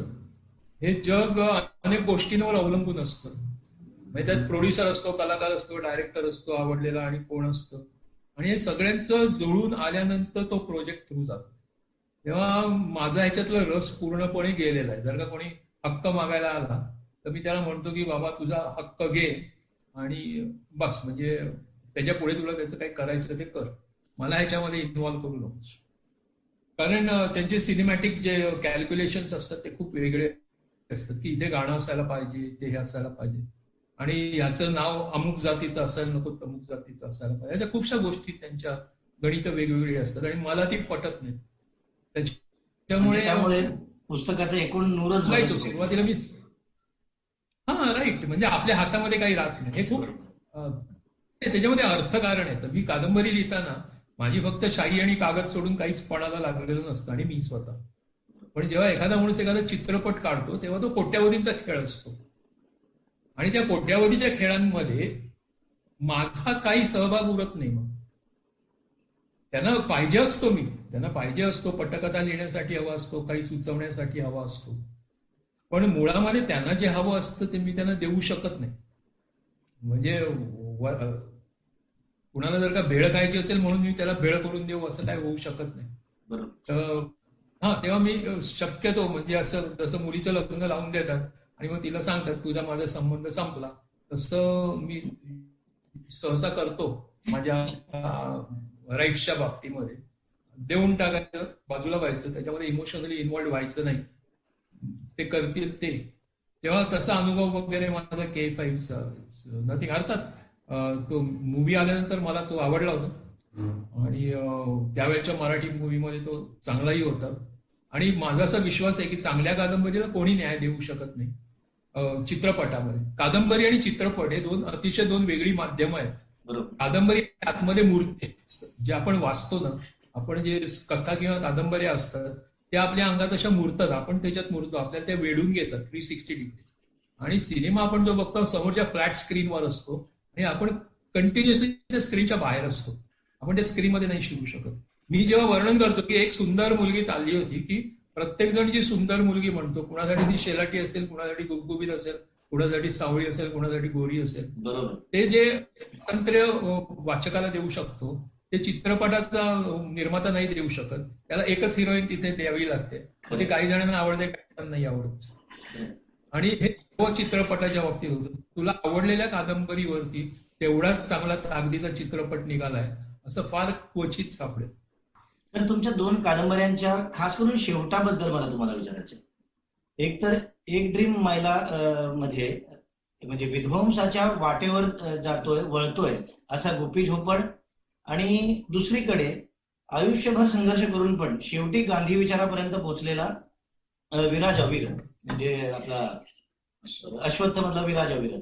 तर या दोन्ही शेवटांबद्दल आणि एकूण पुस्तकाबद्दल जरा सांगा. मला वाटतं तू गांधी विचार असं म्हणालास, त्याला तू गांधी विचार का म्हणालास मला माहित नाही. पहिली गोष्ट विराज हा गांधी विचारांचा, आता परत की माझ्या बहुतेक सगळं लिखाण जे आहे त्याच्यातल्या ज्या घटना आणि सगळं जे आहे ते मी पाहिलेलं आहे, भोगलेलं आहे, किंवा ते माझ्या वाट्याला आलेलं, वाचलेलं. म्हणजे ह्या सगळ्या सत्य घटना आहेत, आणि त्या सत्य घटनांवरती आधारित. आणि गंमत म्हणजे त्याला सत्य नसल्या तर त्या नंतर सत्य होतात, असा अनुभव मला नंतर आला. जसं फ्रंट लाईन स्टोरी बद्दल म्हणू शकतो. नाही, ते अनेक गोष्टी. K5 सुद्धा मी दंगल घडायच्या अगोदर लिहिली होती. K5 मध्ये जी दंगल आहे ही दंगल घडण्याच्या अगोदर मी ती लिहिली होती, आणि ती अनेकांनी वाचली होती दंगल व्हायच्या अगोदर. अशा अनेक कादंबऱ्यांची किंवा कथांची उदाहरणं देता येतील. म्हणजे इव्हन अविरत मधलं, म्हणजे आता ही परत अश्वत्थ तू ज्याला म्हणतोस ती पहिल्यांदा अविरत म्हणून प्रकाशित झाली. बरोबर. आणि अविरत ज्या वेळेला आवृत्ती संपली त्यावेळेला पुनर्प्रकाशन करताना म्हणजे काय झालं की आयवा मारू नंतर पुढची कादंबरी जी मी लिहिली ती अविरत होती. आणि अविरत लिहिताना माझ्या डोक्यामध्ये म्हणजे झालं असं की आयवा मारू लिहिल्यानंतर त्यावेळेला लकीली मोबाईल फोन्स किंवा व्हॉट्सअप नव्हता. त्याच्यामुळे लेखक पत्र लिहायचे, कागद घेऊन शाईने स्वतःच्या अक्षरात पत्र लिहून पाठवायचे, आणि पोस्टमन साधारण रोज 10-15 पत्र आणून द्यायचा कमीत कमी. आयवा मारू कशी वाटली हे सांगणारे, काही ना आवडलेली किंवा न आवडलेली वगैरे असं. आणि त्याची एवढी सवय झाली होती मला की एखाद दिवशी पोस्टमन नाही आला तर काळजी वाटायची, आज आजारी बिजारी आहे की काय म्हणून. एवढी रोज पत्र आहे. आणि त्याच्यामुळे काही जण मर्चंट नेव्हीमध्ये गेली, अनेक मुलं मर्चंट नेव्हीमध्ये जायचं नाही असं ठरवलं. काही का असे ना, पण आपण जे लिहितो त्याचा वाचकाच्या मनावर किती परिणाम होतो हे माझ्या लक्षात आलं होतं. त्याच्यामुळे अविरत लिहित असताना अविरतचा शेवट वेगळा आहे आणि अश्वत्थाचा शेवट टोटली वेगळा आहे. अविरतचा शेवट हा पॉझिटिव्ह आणि खूप मेलोड्रॅमॅटिक आहे. मेलोड्रॅमॅटिक असं नाही म्हणणार, पण तो पॉझिटिव्ह आहे. ड्रॅमॅटिक तर आहेच. I like dramatic things. तर पण त्याच्यामध्ये त्याला एक खजिना सापडतो आणि तो पुढे यशस्वी व्यावसायिक होतो. असा अविरतचा शेवट केला. कारण तो केला तेव्हाच मला माझ्या पहिल्या समीक्षकांनी म्हणजे माझ्या बायको निदर्शनाने असं सांगितलं की ह्या कादंबरीला एकही पुरस्कार मिळणार नाही कारण तू शेवट बिघडवलाच याचा.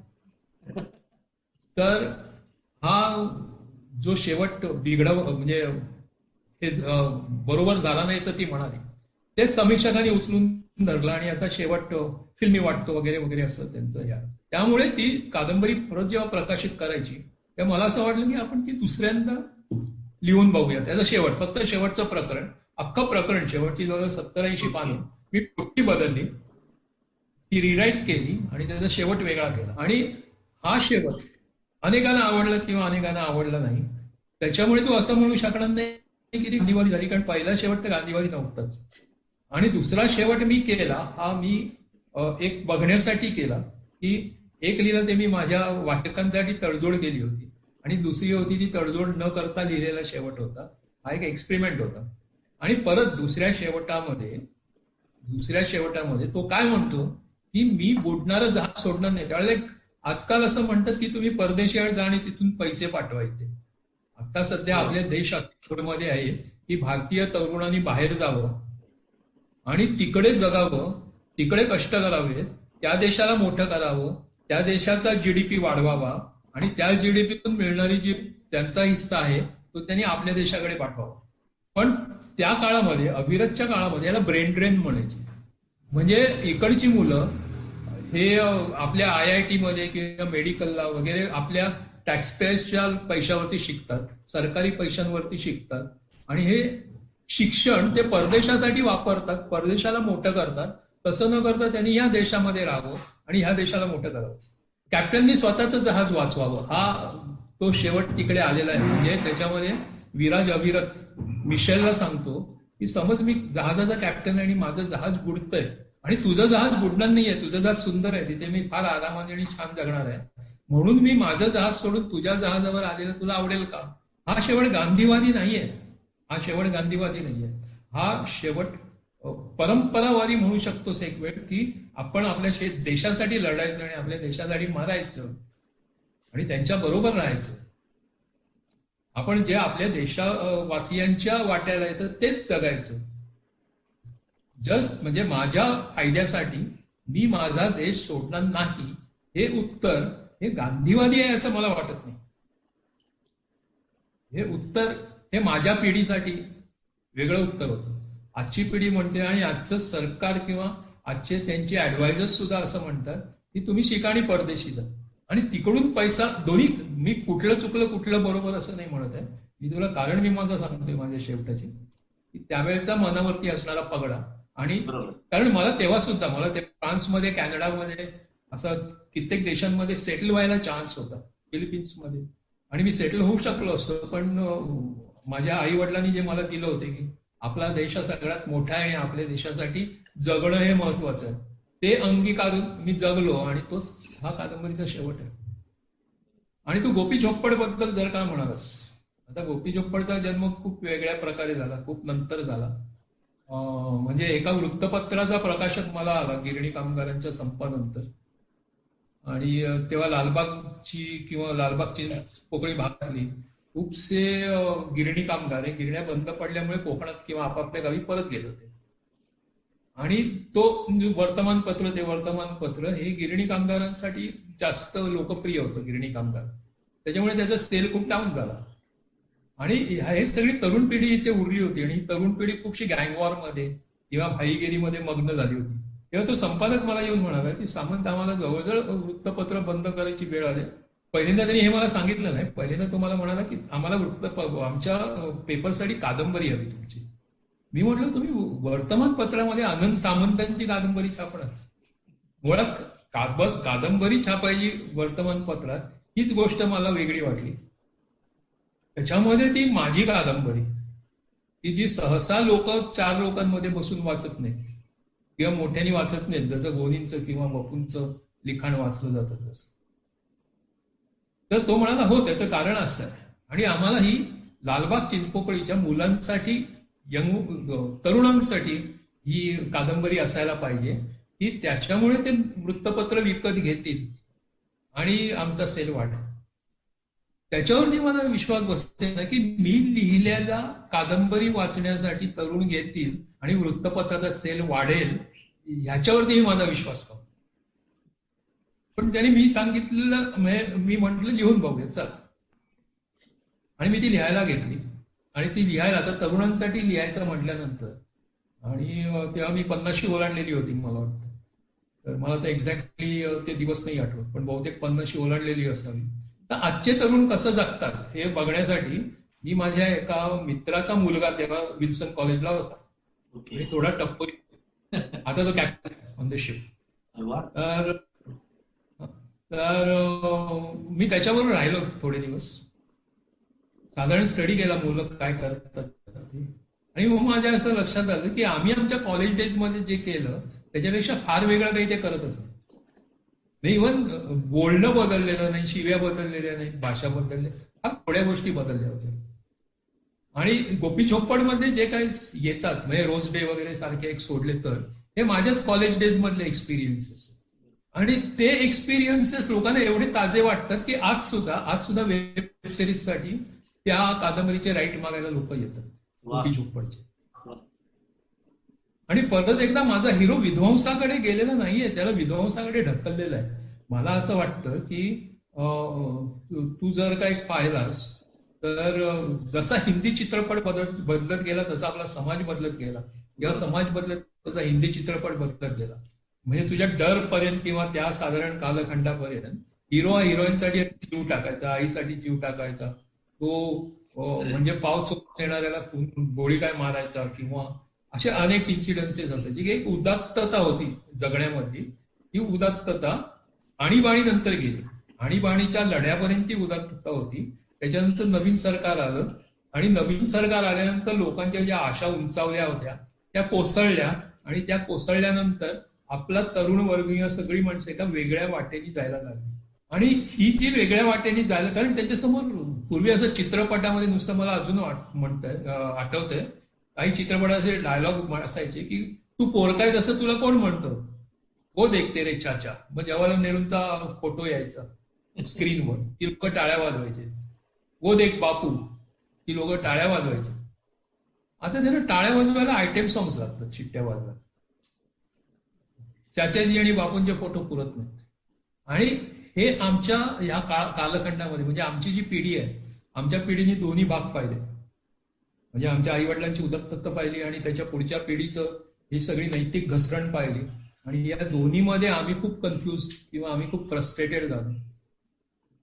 आणि हे जे सगळे, म्हणजे अगोदरचेही चुकले नाहीत, पुढचेही चुकले नाहीत, पण आम्हालाच आम्ही आधी बरोबर होतो का आता बरोबर आहोत हे कळे नसेल झालं. आणि हे जे सगळं आहे, हा गुंता गोपी चोपडमध्ये येतो. आणि तो गोपी चोपडच्या वागण्यात सुद्धा आहे, कारण तो सुधारण्याचा प्रयत्न करतो. ते चोरी तरी गेले तरी ते खून नाही करू शकत. ते जरी मिळालेले पैसे घेऊन पळत सुटलेले असले तरी ते पळून नाही जाऊ शकत. ते एखाद्या बाईचा जीव वाचवण्याकरता परत पाठी वाचवतात तिला. तेव्हा ही आमच्यातली एक उदात्तता. म्हणजे माझा मुलगा सुद्धा म्हणतो की बाबा, तुमच्या आयुष्यात तुम्ही जो रोमॅन्टिझम जगता ना, तो खरा अस्तित्वातच नाहीये.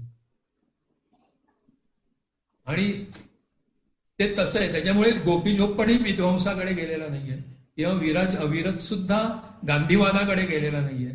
मी असं म्हणेन की माझ्या कादंबरीमध्ये कुठलाही वाद नसतो किंवा जाणून बुजून केलेला विध्वंस नसतो.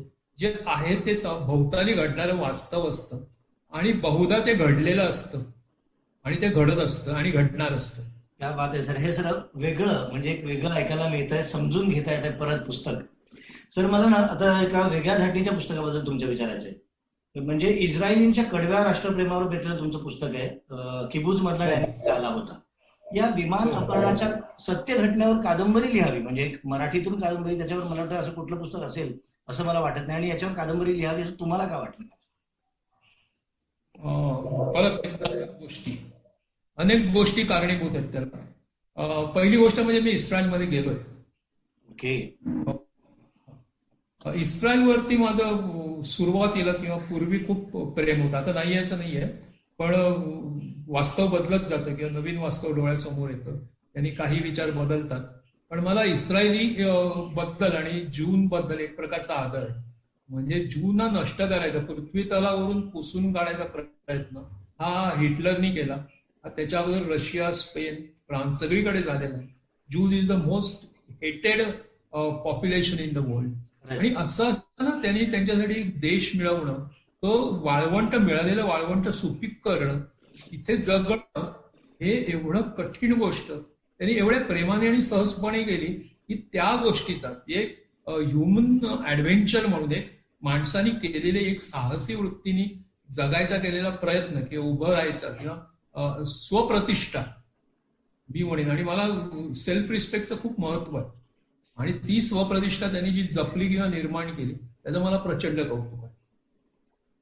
आणि त्याच्यामुळे मला कधीतरी काहीतरी त्याच्याबद्दल मी लिहिलंच असतं. आणि तू जर का ही वाचलेला असेल, किबुत्स मधला ज्यांनी इथे आला होता, त्यांनी ती जी विमान परत, म्हणजे ते अपहरणाची जी घटना आहे ना, ती आपलं विमान, आपलं भारतीय विमान अपहरण करून जे कंदार केलं होतं, बरोबर, त्या अपहरणाबरोबर अगदी तंतोतंत सेम आहे. जसं काय त्यांनी ही कादंबरी वाचून ते अपहरण केलं. पण त्याच्या पुढच्या घटना आहेत त्या दोन माणसांच्या किंवा दोन देशांच्या प्रवृत्तीमधला फरक दाखवतात. म्हणजे मी जे म्हणत होतो मग अशी आयवा मारू मी का लिहिली, ती हा जो प्रवृत्तीमधला फरक आहे. म्हणजे मला काही जणांनी म्हटलं की खरोखर हे किबुत्स मधला डॅनी हे आपल्या प्रत्येक राजकीय माणसाला वाचन दिलं पाहिजे.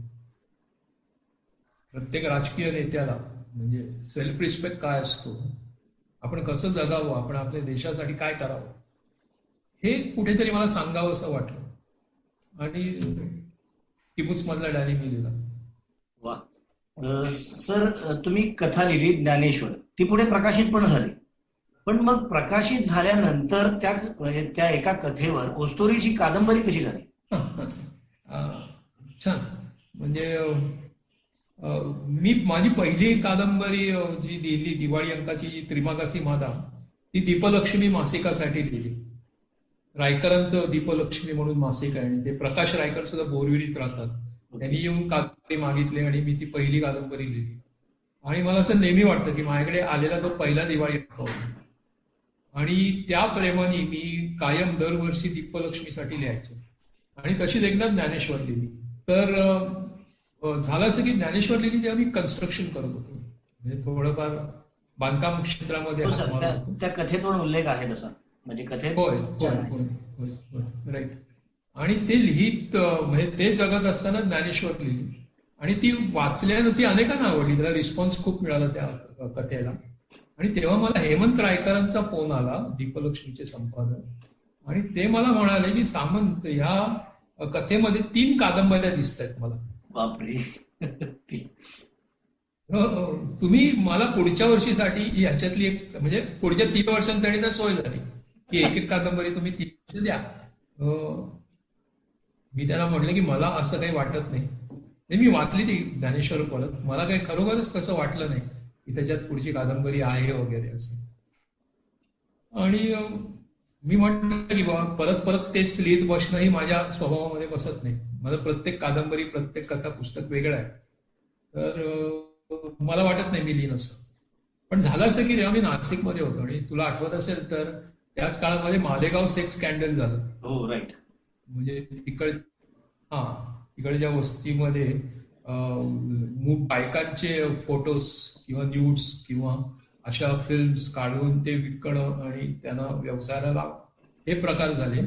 आणि नाशिकमध्ये गावकरी नावाचं एक वृत्तपत्र आहे, त्याला तेव्हा संपादक दत्ता सराफ होते आणि उपसंपादक अपर्णा वेलणकर होत्या. गावकरीच्या उपसंपादिका अपर्णा वेलणकर गेल्या होत्या त्या रिसर्चसाठी आणि त्यांनी अल्लाह ने मुझे मर्द क्यों नहीं बना या नावाचा लेख लिहिला होता. त्या लेखाला पुरस्कारही मिळाले. तर हा जो लेख लिहिला होता तो लेख मी वाचला आणि त्या लेखाचा मतितार्थ असा एक लाईन त्याची अशी होती की आपण ज्याला सेक्स स्कॅन्डल म्हणतो, की आपण ज्याला त्यांचे फोटो काढून किंवा व्हिडिओज काढून विकणं असं जे म्हणतो, हे व्हिडिओज किंवा हे फोटोज हे देणं किंवा आपल्या शरीराचं कौतुक करून घेणं, हे त्या बायकांची नुसती आर्थिक नाही, ती त्यांची मानसिक गरज सुद्धा असू शकते. हो. कळलं का? हो. तर हा एक खूप नवीन त्याचा अँगल मला मिळाला, खरंय. की काही स्त्रियांकडे शिक्षण असतं, काही स्त्रियांकडे सौंदर्य असतं. तर त्यांचं म्हणणं असं होतं की हिंदी चित्रपटामध्ये कोट्यावधी रुपये घेऊन बायका आपलं शरीर दाखवत असतात, स्त्रिया आपलं शरीराचं प्रदर्शन करतात.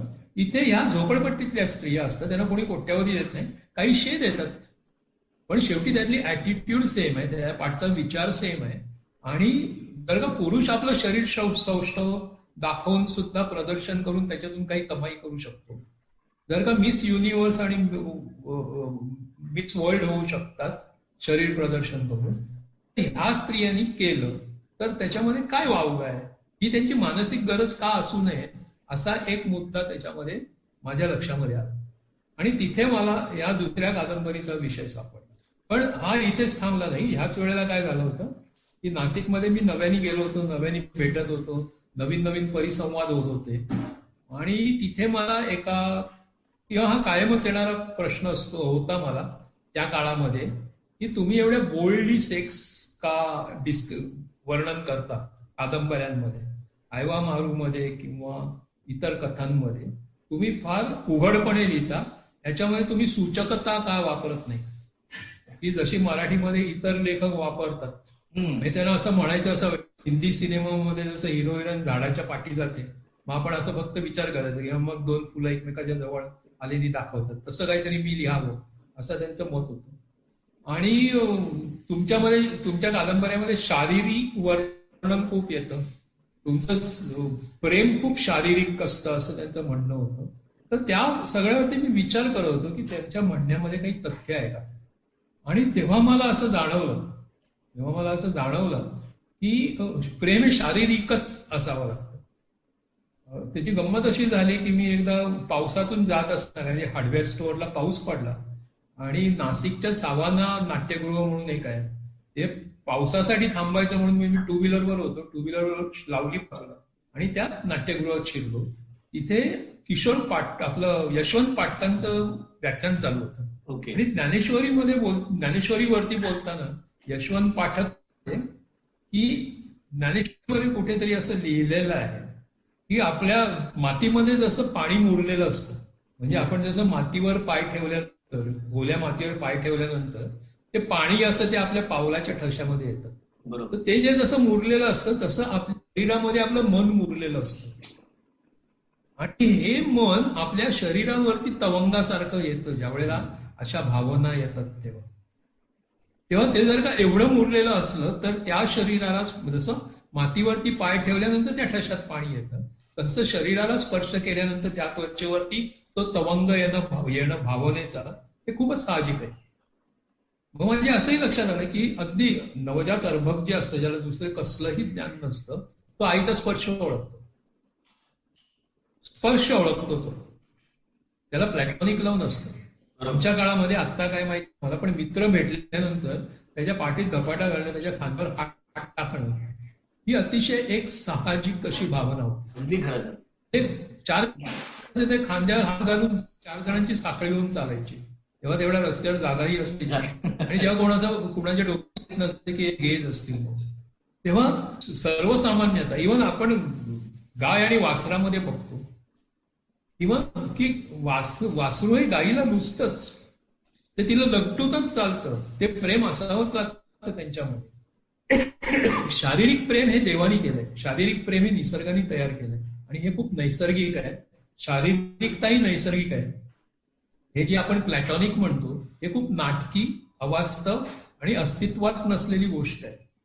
ही एक आपल्या मानवी किंवा आपण आपल्या संस्कृतीने तयार केलेली एक दांभिक गोष्ट, असं अस्तित्वात असलेलं म्हणजे आपल्याला तरी दिसत नाही. आणि ह्या सगळ्या विचारांमधून परत त्याला आणखी एक की त्याच्यामध्ये फोटोग्राफी आहे ऍक्च्युली. म्हणजे जेवढा ॲल्बममध्ये जहाजाला महत्व आहे तेवढं ओस्टोरीमध्ये कॅमेऱ्याला महत्व आहे. बरोबर. ऑन द कॉन्ट्ररी ओस्टोरीजचा कॅमेरा आहे. तर हे सगळं विचार करत असताना म्हणजे शरीर आणि मन आणि याची संलग्नता, याचं एकमेकात मुरलेलं असणं, हे शोधत असताना माझ्या डोक्यामध्ये कॅमेरा आला.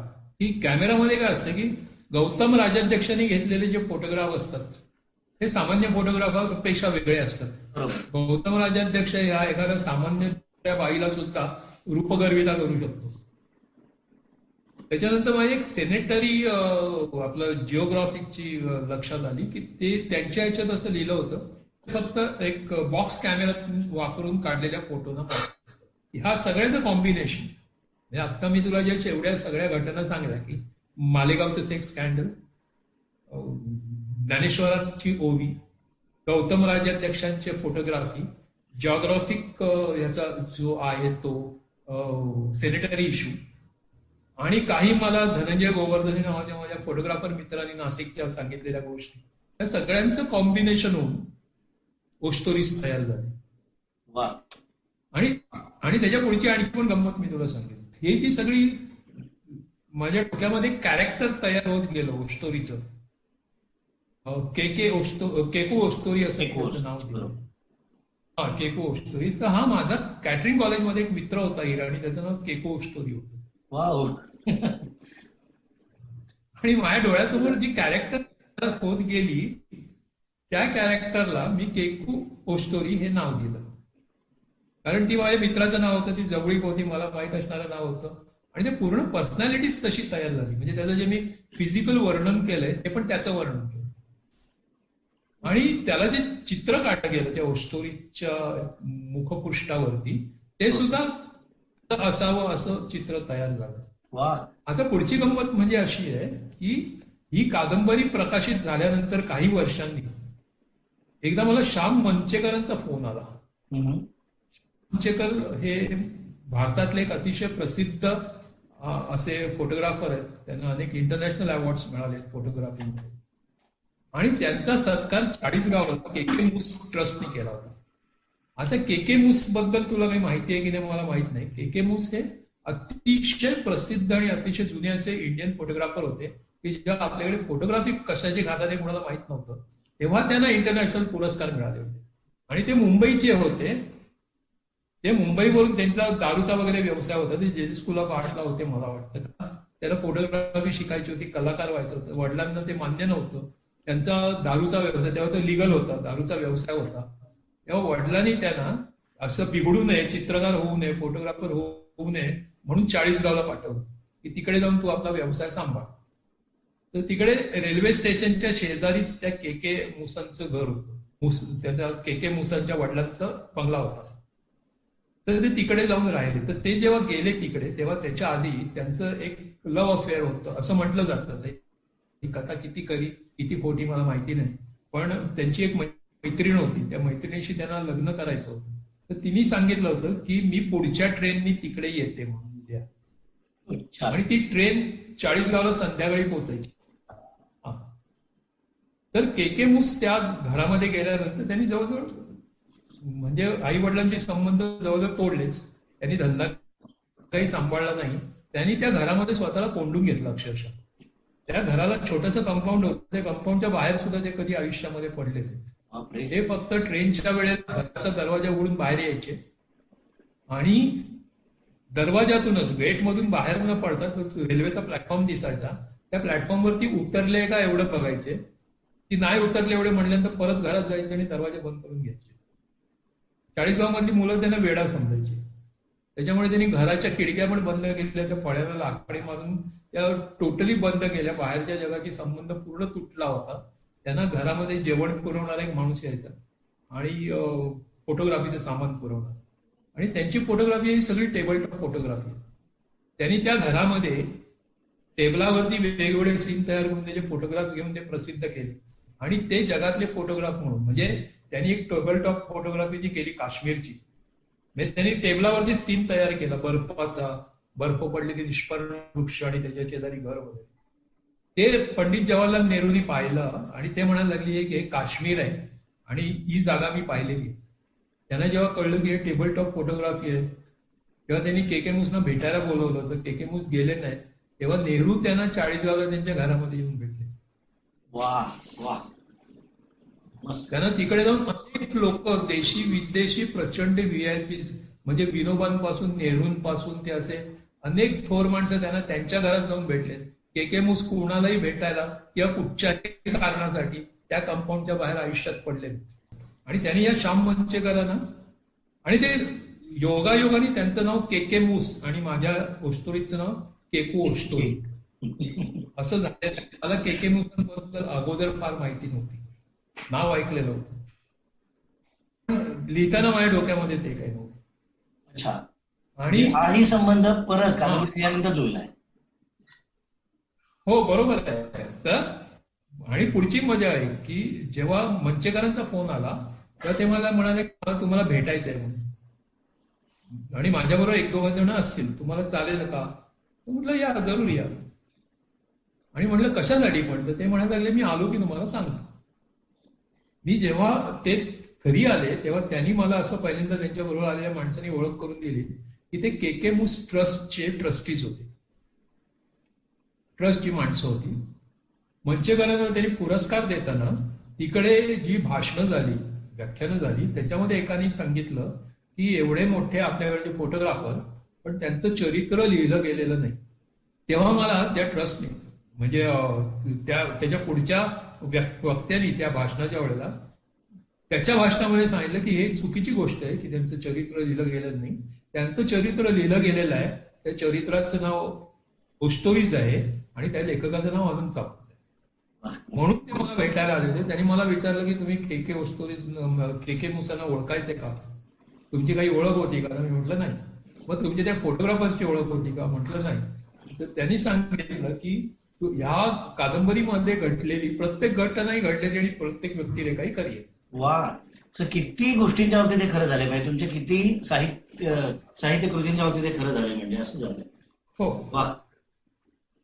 म्हणजे ज्ञानेश्वर पासून ओस्टोरीज पर्यंत तुझा प्रवास म्हणालास.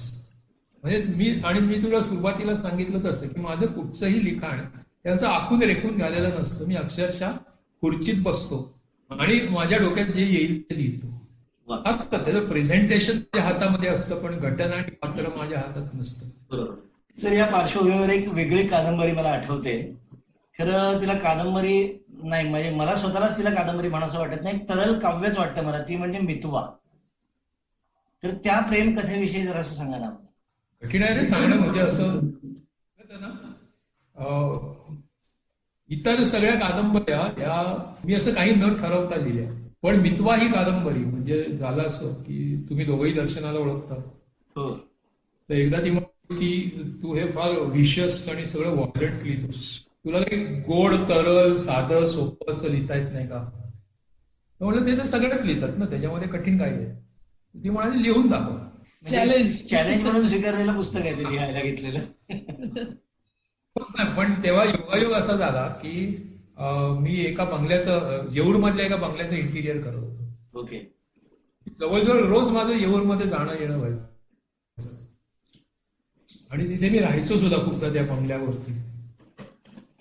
तिकडचे रस्ते, तिकडचं वातावरण, तिकडची माणसं, परत एकदा हे सगळं खूपसं खरंच आहे.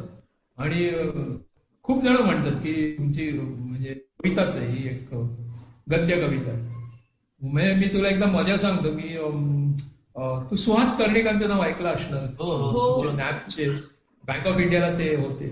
तर दहिसरमध्ये त्यांचा ग्रुप होता, तर त्या ग्रुपमध्ये त्यांनी मला एकदा बोलवलं होतं, तुम्ही या म्हणून. असे 15-20 तुमच्यासारखे असे रसिक तिथे बसले होते. आणि मग खूप वेळ माझी तासभर त्यांनी गप्पा मारल्या. मग एका बाईंनी माझी फिरकी घ्यायला सुरुवात केली असं मला वाटलं की तुम्ही सगळं सांगितलं, पण तुमची कविता वाचून दाखवा एखादी. तर मी म्हटलं की मी नाही लिहित कविता, नाही म्हटलं मी तुमची कविता वाचते. मला वाटलं काय कोणी माझ्या नावाने काही कविता लिहिली की काय, म्हणून मी कुठली कविता? मितवा त्या म्हणाले. तुमची मितवा कविताच आहे आणि ती कविता मी वाचलेली आहे, त्या तुम्ही आणखी कविता केलेल्या असणारच. That is best compliment. Yes. पण मितवा ही म्हणजे परत एकदा मी असं म्हणेन की मितवामध्ये पण निसर्ग येतो, किंवा माझ्या बहुतेक कादंबऱ्यांमध्ये निसर्ग आहे. पायवा मारू घे, तू अविरत घे, की त्याच्यातला तू निसर्ग काढून टाकलास तर त्याच्यामध्ये कादंबरी उरणार नाही नाही हा. आणि माणूस निसर्गाशिवाय असू शकत नाही. तेच आहे. तुमची बरीच पुस्तकं आहेत ती समुद्रावर आहेत, म्हणजे जी घडतायत समुद्रात. जर त्यातला समुद्र काढला तर काही उरतच नाही पुस्तकात. खरंय खरंय खरंय, अगदी खरंय. तसं आता हा विषय निघालाच, म्हणजे तुम्ही आपल्या सुहास कर्णिकांचं वगैरे पण नाव घेतलं, तर मला आता त्याहून एक पुस्तक आठवलं, म्हणजे दृष्टी. आणि त्यातले नायक नायिका आहेत अंध. तुम्हाला एक दृष्टीहीन नायक नायिका घेऊन पुस्तक लिहावं असं का वाटतं? परत एकदा तुम्हाला प्रश्न जरा वेगळा विचारतोस, म्हणजे प्रश्न छान आहे, पण मी असं कोणाला घेऊन लिहित नाही. ते येतातच, माझ्या आयुष्यात येतात, माझ्या समोर येतात. मी फक्त त्यांना कागदावरती रेखाटतो एवढंच. मी त्यांना निवडत नाही, निवड माझ्या हातामध्ये नसते. म्हणजे का लिहिली असं म्हणता येणार नाही, पण तेच म्हणतो असा ग्रुप तुम्हाला कुठे भेटला का? किंवा राईट, मग मी सांगितलं ते माझ्या आयुष्यातच आहे. म्हणजे मला चॉईसच नसतो. मला आयबा मारू लिहायची की नाही किंवा त्यातली पात्र निवडायचा चॉईस नव्हता. गौतम बल्लाळला निवडायचा चॉईस नव्हता. मला विराज अविरतला निवडायचा चॉईस नव्हता. हे सगळे येतातच आयुष्यामध्ये, असं येऊन कोसळतात अंगावरती, मग त्यांना बाजूला करून कागदावर ठेवावं लागतं, असं होतं. तर मला रायगडावरती भेटले होते. म्हणजे आलेख खूप लहान असताना आणि मला हार्ट प्रॉब्लेम असताना मला आलेखला रायगड दाखवावं असं वाटलं, आणि मी दर्शन आलेख 3 जण गेलो. एसटी पकडली होती बॉम्बे सेंट्रलला, आणि महाडला ती 4 वाजता पोहोचली होती. तेव्हा आमच्या एसटी मध्ये 4 अंध व्यक्ती होते, 4 तरुण होते. 2 तरुण आणि 2 तरुणी, साधारण 25ल्या असावेत सगळे, 20-25च्या दरम्यानचे.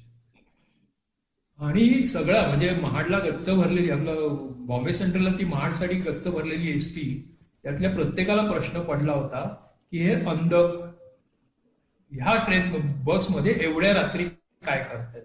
आणि ते खूप जण जोराने बोलत होते, मला ते आवडत नव्हतं, पण कुतूहल मलाही होतं. आणि महाडला एसटी खाली झाली, रिकामी झाली, आणि ती रिकामी झाल्यानंतर त्याच्यामध्ये फक्त ते 4 आणि आम्ही 3 आणि कंडक्टर ड्रायव्हर एवढेच उरले. आणि तेव्हा मी जाऊन त्यांना विचारलं की तुम्ही इथे का आलात. तर त्यांनी मला जे उत्तर दिलं सकाळी 4 वाजता, त्यांनी मी खडबडून जागा झालो. म्हणजे ते मला म्हणाले की आम्ही रायगड बघायला आलो. तोपर्यंत माझा अंधांशी विशेष संबंध आलेला नव्हता. आणि मी त्यांना विचारलं, म्हणजे त्या धक्क्यात मी त्यांना विचारलं की तुमच्यापैकी कोणाला दिसतं का, थोडंफार दिसतं का. ते म्हणाले नाही, कोणालाच दिसत नाही, आम्ही सगळे 100% ब्लाइंड आहोत. आता पुढचा प्रश्न विचारायचा धीर मला झाला नाही की मग तुम्ही रायगड कसे बघणार. पण मी त्यांना विचारलं की तुम्ही रायगडावर चढणारात कसे, कारण आम्ही म्हणजे दर्शनाने त्या अटच घातली होती की आपण रोपवेनी जायचं वरती, पायऱ्या चढून जायचं नाही रायगडाच्या, मला हार्ट प्रॉब्लेम असल्यामुळे. त्या अटीवरती निघाली होती, आणि त्यांच्याकडे रोपवेला पैसे नव्हते, त्यांना पायऱ्यात चढून जायचं. तेव्हा याच्यामध्ये कॉम्प्रोमाइज ऍब्सोल्युटली शक्य नव्हतं. आणि मी त्यांना म्हटलं की तुम्ही कसे चढणार आहात. तर ते म्हणाले रस्त्यात असेल ना कोणतरी दाखवणार, रस्ता दाखवणार. तर मी म्हटलं सकाळी 4 वाजता तुम्ही, असं रायगड म्हणजे काय हायवे नाही, त्याच्यामध्ये ऑड डे, त्याच्यामध्ये पहाटेची वेळ, तुम्हाला म्हटलं रस्त्यात एक माणूस भेटणार नाही आणि चढणं कठीण आहे. नाही म्हणे आम्ही जाऊ चढून, आम्ही चाचपडत वगैरे असं रस्त्याला धरून वगैरे आम्ही चढू. आणि मग आम्ही रायगडावर गेलो. आम्ही साधारण 8 वाजता, म्हणजे ट्रॉली त्या रोपवेत चालू व्हायलाच वेळ लागला. आम्हाला वरती पोहोचायला 6-7 वाजले. मग आम्ही सामान ठेवून रूम घेऊन फ्रेश होऊन बाहेर पडेपर्यंत एक 9-10 झाले. आणि पहिली गोष्ट मी केली ते आम्ही त्यांना शोधायला जातो, चौघांना कुठे सापडतात. आणि अख्खा दिवस आम्हाला ते गडावर सापडले नाही. म्हटलं प्रचंड काळजी वाटायला लागली, यांचं काही झालं काय म्हणून. आमची एमटीडीसीच्या एका कॉटेजमध्ये आम्ही उतरलो होतो, हिरकणी बुरुजावरती ती होती. आणि त्या कॉटेजचं वैशिष्ट्य असतं की सूर्योदय आणि सूर्यास्त दोन्ही त्या कॉटेजच्या पायरीवर. तर सकाळी त्या पायरीवर बसलेलं असताना हिरकणी बुरुजावरती आम्हाला हे चौघे जाताना दिसले. पुढे त्यांच्या एक कातोडी माणूस होता, कमरेला एक फक्त लंगोट आणि एक विळा लावलेला, आणि त्याच्या पाठीवरती, म्हणजे त्याच्या खांद्यावर एकाचा, मग त्याच्या खांद्यावर दुसऱ्याचा, मग तिसऱ्याचा, असं मुंग्याच्या लाईनीसारखे चालले होते 5 जण. ते दिसल्याबरोबर असे लांबून जाताना मी धावत सोडलो, कॅमेरा हातामध्ये होता, आणि थोडा वळसा घेऊन मी त्यांच्या पुढे गेलो आणि मी कॅमेराने फोटो काढायला लागलो. तर मी कातोड्याला फोन केली, बोलू नकोस म्हणून. आणि मी कॅमेराचं बटन दाबणार एवढा त्यांनी कातोड्याला त्या चौघांपैकी एकाने विचारलं, काय रे कोण आहे इकडे? तर त्या कातोड्याला तर काय बोलावं कळे ना, कारण मी त्याला सांगितलं होतं बोलायचं नाही. आणि हे त्याला विचारत होते कोण आहे. तेव्हा मीच त्यांना सांगितलं की आपण काल भेटलो होतो एसटी मध्ये आणि मी तुम्हाला काल खूप शोधला, आता मला दिसला, तर मी आता तुमचा फोटो काढतो. त्याच्याबरोबर त्या चौघांनी असं थांबा थांबा थांबा म्हणत केस बीस नीट केले. हा आता काढा फोटो. आणि गमतीची गोष्ट म्हणजे ह्याच्या आधी, म्हणजे मी त्यांच्याशी बोलायच्या आधी जेव्हा त्या एकाने विचारलं कातोड्याला की कोण आहे रे तिथे, कोण आहे इथे, त्या दुसऱ्याने त्या पहिल्याला सांगितलं की कोणतरी आपले फोटो काढतो. आणि मी त्यांच्यापासून कमीत कमी 20 फुटावर होती. इट वॉज ऑल शॉकिंग की पहिल्यांदा त्यांना कळावं कोणतरी आलं. दुसरी गोष्ट त्यांना हेही कळावं की तो माणूस त्यांचा फोटो काढतोय. आणि मग त्यांनी परत कपडे आणि सगळे चेहरा नीट करून फोटोसाठी तयार व्हावं. एवढं सुंदर होतं सगळं. आणि मग मी त्यांच्याबरोबर ते उतरताना रोपवेने उतरणार होते आणि येताना त्यांना त्रास झाला होता, त्यांनी उतरायचं रोपवेने ठरवलं होतं. तर त्या रोपवेच्या स्टेशनवरती मी त्यांच्याशी गप्पा मारत बसतो. तेव्हा माझ्या असं लक्षात आलं, म्हणजे मी पहिल्यांदा परत हा ऐकला की ते म्हणाले आम्ही पुस्तकं वाचतो. त्यांनी मला विचारलं तुम्ही काय करता वगैरे. मी त्यांना सांगितलं असं असं आहेत माझी पुस्तकं वगैरे. अरे आम्ही वाचलेत, आम्ही वाचतो पुस्तकं. त्यांच्या वाचतो या शब्दाने मला दुसरा धक्का बसला होता की तोपर्यंत मी हा शब्द असा एक्सपेक्ट केला नव्हता त्यांच्याकडून. मग मी त्यांना विचारलं की म्हणजे मला असं खूप कठीण जात होतं त्यांच्याशी बोलायला. इट वॉज फर्स्ट टाइम की पहिल्यांदा मी कुठल्या तरी अशा व्यक्तींना भेटत होतो की मला त्यांना विचारायचं होतं की तुम्ही रायगड कसा पाहिला, म्हणजे रायगड बघितला म्हणजे एक्झॅक्टली काय केलं. तर मी त्यांना विचारलं की तुम्हाला रायगड बघायला मिळाला का तुम्हाला? हो म्हणत रायगड फिरून बघितला. म्हटलं कुणी दाखवलं तुम्हाला रायगड, कसा बघितला तुम्ही? नाही पहिल्यांदा मी खूप जण विचारलं, सगळे नाही नाही म्हणाले. पण मग एक पाहुणा आम्हाला भेटला, त्यांनी आम्हाला रायगड दाखवला. म्हटलं काय काय पाहिलं? तर म्हणजे सदर पाहिली, आम्ही महाराजांचा पुतळा पाहिला, आम्ही बाजारपेठ पाहिली, आम्ही जगदीश्वराचं मंदिर पाहिलं. आणि त्या सगळ्याचं त्यांनी वर्णन केलं आणि म्हणाले की आमचं एक टकमक टोक राहिलं बघायचं.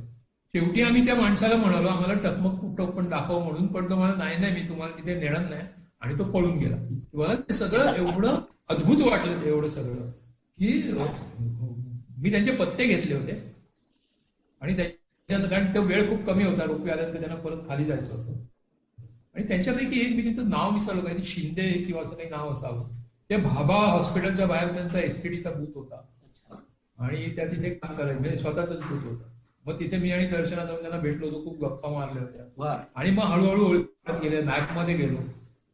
मॅपमध्ये तर मला तुमच्या कॉम्प्युटर रूम मध्ये एक जो भेटला, मला त्याचं नाव नाही आठवत परत, पण तिथे 4 कॉम्प्युटर मशीन्स होती. त्या 4 कॉम्प्युटर मशीन्स बरोबर म्हणजे तिथे व्हील, त्या खुर्चीला हे होत्या, चाकं होती. आणि त्याने तो फिरत होता मस्त त्या 4 कॉम्प्युटर्स मध्ये की हा माणूस 100% ब्लाइंड आहे कळूच शकत नव्हतं. म्हणजे मला दाखवणाऱ्या श्वास कर्णिक होते. मला मी त्याला 1-2दा विचारलं की तुमची खात्री आहे का की हा माणूस ब्लाइंड आहे? आणि तिथून माझ्या असं लक्षात आलं की बघायला डोळे लागत नाही. दिसायला डोळे लागत असतील पण बघायला डोळे लागत नाही. आपण आपल्या सर्वांगाने बघत असतो. मला जे पहिल्यापासून म्हणजे आयवामारूपासून असं जे वाटतं की निसर्गातलं एक नातं असतं, जड आणि अजडाचं एक नातं असतं. आणि आपण हे सगळं जाणवू शकतो. आपल्या संवेदना म्हणजे आपल्या शरीरावरती येणाऱ्या ज्या संवेदना या एवढ्या तीव्र असतात, या संवेदनांनी आपण खूप काही बघू, ऐकू, पाहू शकतो. त्याच्याकरता डोळ्यांची अजिबात गरज नसते. आणि मग मला असा प्रश्न पडला की म्हणजे पुढचा प्रश्न काही दिवसांनी पडलेला की मग तुम्ही समुद्र कसा बघता? समुद्र माझा जिव्हाळ्याचा विषय. त्याच्यामध्ये अशी अद्भुत माणसं मला भेटली. तर ही 2 अद्भुत एकत्र आल्यानंतर नेमकं काय होतं?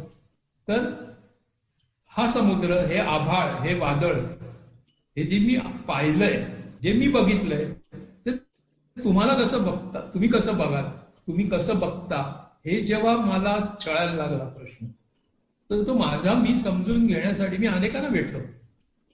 मला वाटतं मी तुम्हाला पण कदाचित, अनुजाला पण कदाचित हा प्रश्न विचारला असेल, समुद्र तुला कसा वाटला? आणि मला असं आठवतंय की ती म्हणाली की मी समुद्रामध्ये गुडघ्यापर्यंत गेलो, पाण्यामध्ये. पण ह्याच्यामधून हा दृष्टीचा जन्म आहे. म्हणजे हा दृष्टीचा जन्म रायगडावरती झाला. आणि मग तो वाढत वाढत भाभाच्या एसटीडी बूथ पासून ते या कॉम्प्युटर पर्यंत बरोबर. नॅब मध्ये येस, इव्हन अनुजा किंवा अशा अनेकांनी त्यांनी मला मदत केली हे बघण्याकरता. म्हणजे मी तर म्हणतो की माझे खरे डोळस वाचक तुम्ही आहात किंवा माझे खरे वाचक तुम्ही आहात. थँक्यू. एवढं म्हणजे मी अनेक सांगतो.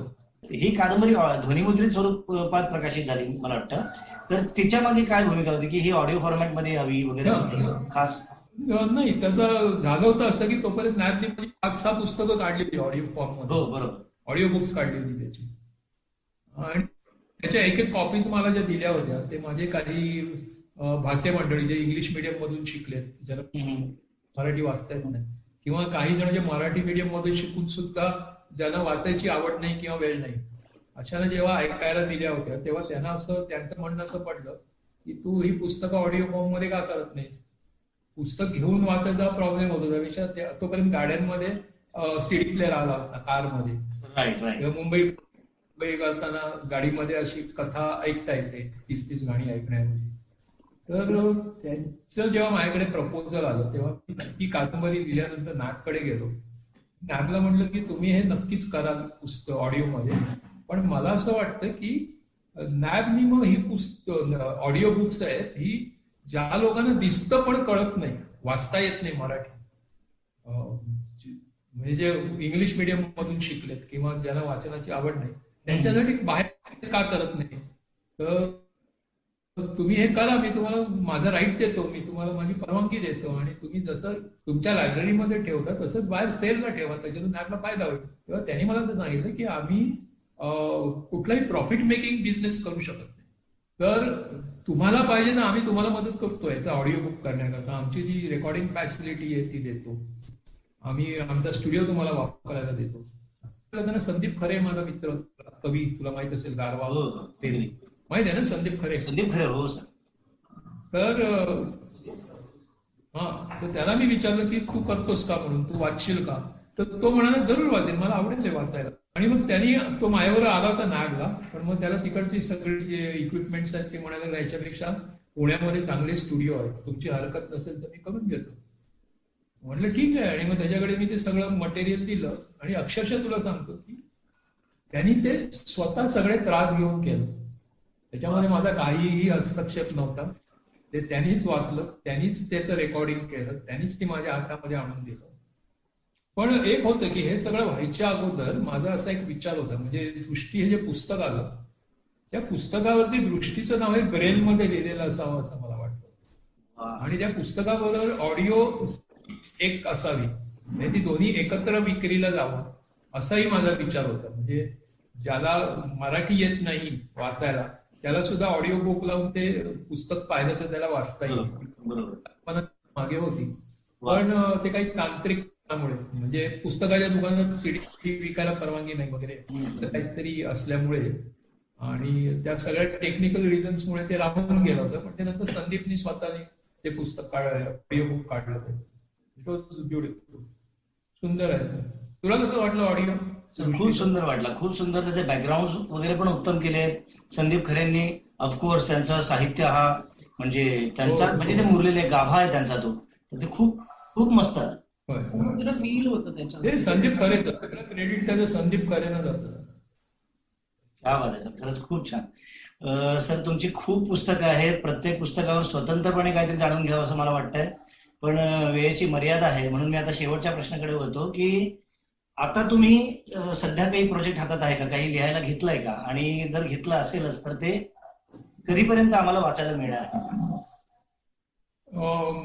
खरं ह्या प्रश्नाचं उत्तर तुम्हाला तरी चालेल की कधीपर्यंत लिहायला मिळेल असं, कारण हा फार भीतीदायक प्रश्न आहे, कधीपर्यंत वाचायला मिळेल. त्याची मजा अशी झाली, मी मागच्या दिवाळीमध्ये एक कथा लिहायला घेतली होती.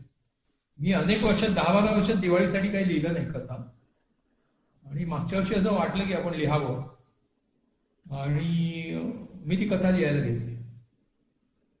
ती कथा लिहून झाली, आणि कथा लिहून झाल्यानंतर असं वाटलं की हा विषय कादंबरीचा आहे, कथेचा नाहीये, म्हणून त्याची कादंबरी लिहायला. ती कथा 12 पानांची झाली होती, अंकाची 12 पानं. ओके. तर त्या विषयावरती आता मी कादंबरी लिहायला घेतली. कथेचा विषय थोडासा वेगळा आहे. म्हणजे ते परत शारीरिक नात्याकडे जातं. स्त्री पुरुष किंवा पुरुष पुरुष किंवा स्त्री स्त्री याचं शारीरिक नातं याच्या जवळ जाणारा तो विषय आहे. आणि ह्या विषयाला कारण 3/7 याच्यानंतर आपल्याकडे गेज आणि हे सगळे कायदे म्हणजे गुन्ह्याच्या मर्यादेतून बाहेर पडल्यानंतर यांचं विश्व किंवा अगोदरचं विश्व याच्याबद्दल लिहावं असं मला वाटलं. त्यांची मानसिकता, त्यांची शारीरिक प्रवृत्ती आणि त्याचं आपण जाणून घ्यावं असं वाटलं.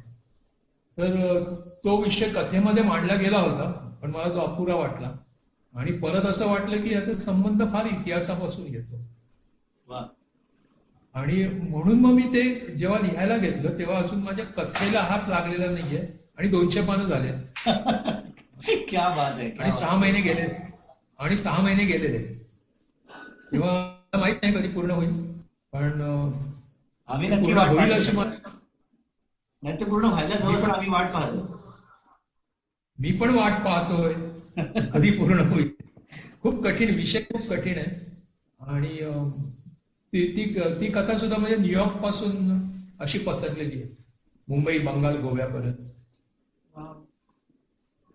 लवकर पूर्ण म्हणजे सर परत त्याच्यात एक निसर्ग येणार हेही आम्हाला आधीच कळलं आणि खूप बरं वाटतंय. म्हणजे तसं त्या गोष्टीकडे पाहायला. तुला खरं सांगू का, मला निसर्गाशिवाय जगणं वाटत नाही. नाही नसतंच सर, खरंय. आणि तो जर का वजा केला आपण आपल्या आयुष्यातून, आपल्या शरीरातून, आपणच नाही उरलं. निसर्गाशिवाय कुठचीही कला, पंचमहाभूतांच्या एकत्र येण्याशिवाय कुठचीही कला शक्य नाही, कुठचीही निर्मिती शक्य नाही. नवनिर्मिती होणार नाही. या निसर्ग जर का नसला तर त्या साहित्याला मी साहित्य म्हणत नाही, या कलेला कला म्हणत नाही. तर तुमच्याशी गप्पा म्हणून खरंच खूप खूप मजा आली सर. आणि जे कोणी ही मुलाखत ऐकणार आहेत, ज्यांच्यापर्यंत ही पोहोचणार आहे, त्या सर्वांना पण खरंच खूप मजा येईल. श्रोते हो, सामंत सर सहसा कुणाला मुलाखत देत नाही किंवा परिसंवादाला पण जात नाही. पण साहित्य जगाच्या विशेष विनंतीला मान देऊन त्यांनी आपल्याशी हा मुक्त संवाद साधला, दिलखुलास गप्पा मारल्या, याबद्दल मी त्यांचे खूप खूप आभार मानतो. Thank you very much sir. मी पण बरं वाटलं तुमच्याशी बोलून. आणि ही संधी मी काही करून सोडली नसती. प्रत्यक्ष समोरासमोर बसून गप्पा मारायला असतं तर खूपच छान झालं असतं. तेही दिवस येतील, ते दिवस नक्की येतील. खरंय, निसर्ग आहे सर, निसर्ग आपल्याला ती संधी नक्की देईल. खरंय. आणि कधीतरी प्रत्यक्ष भेटूया, तुझ्या सकट, तुझ्या वाचकांसकट एकत्र गप्पा मारू. नक्की सर. All the best. सगळ्या उपक्रमाला शुभेच्छा. Okay sir. बाय.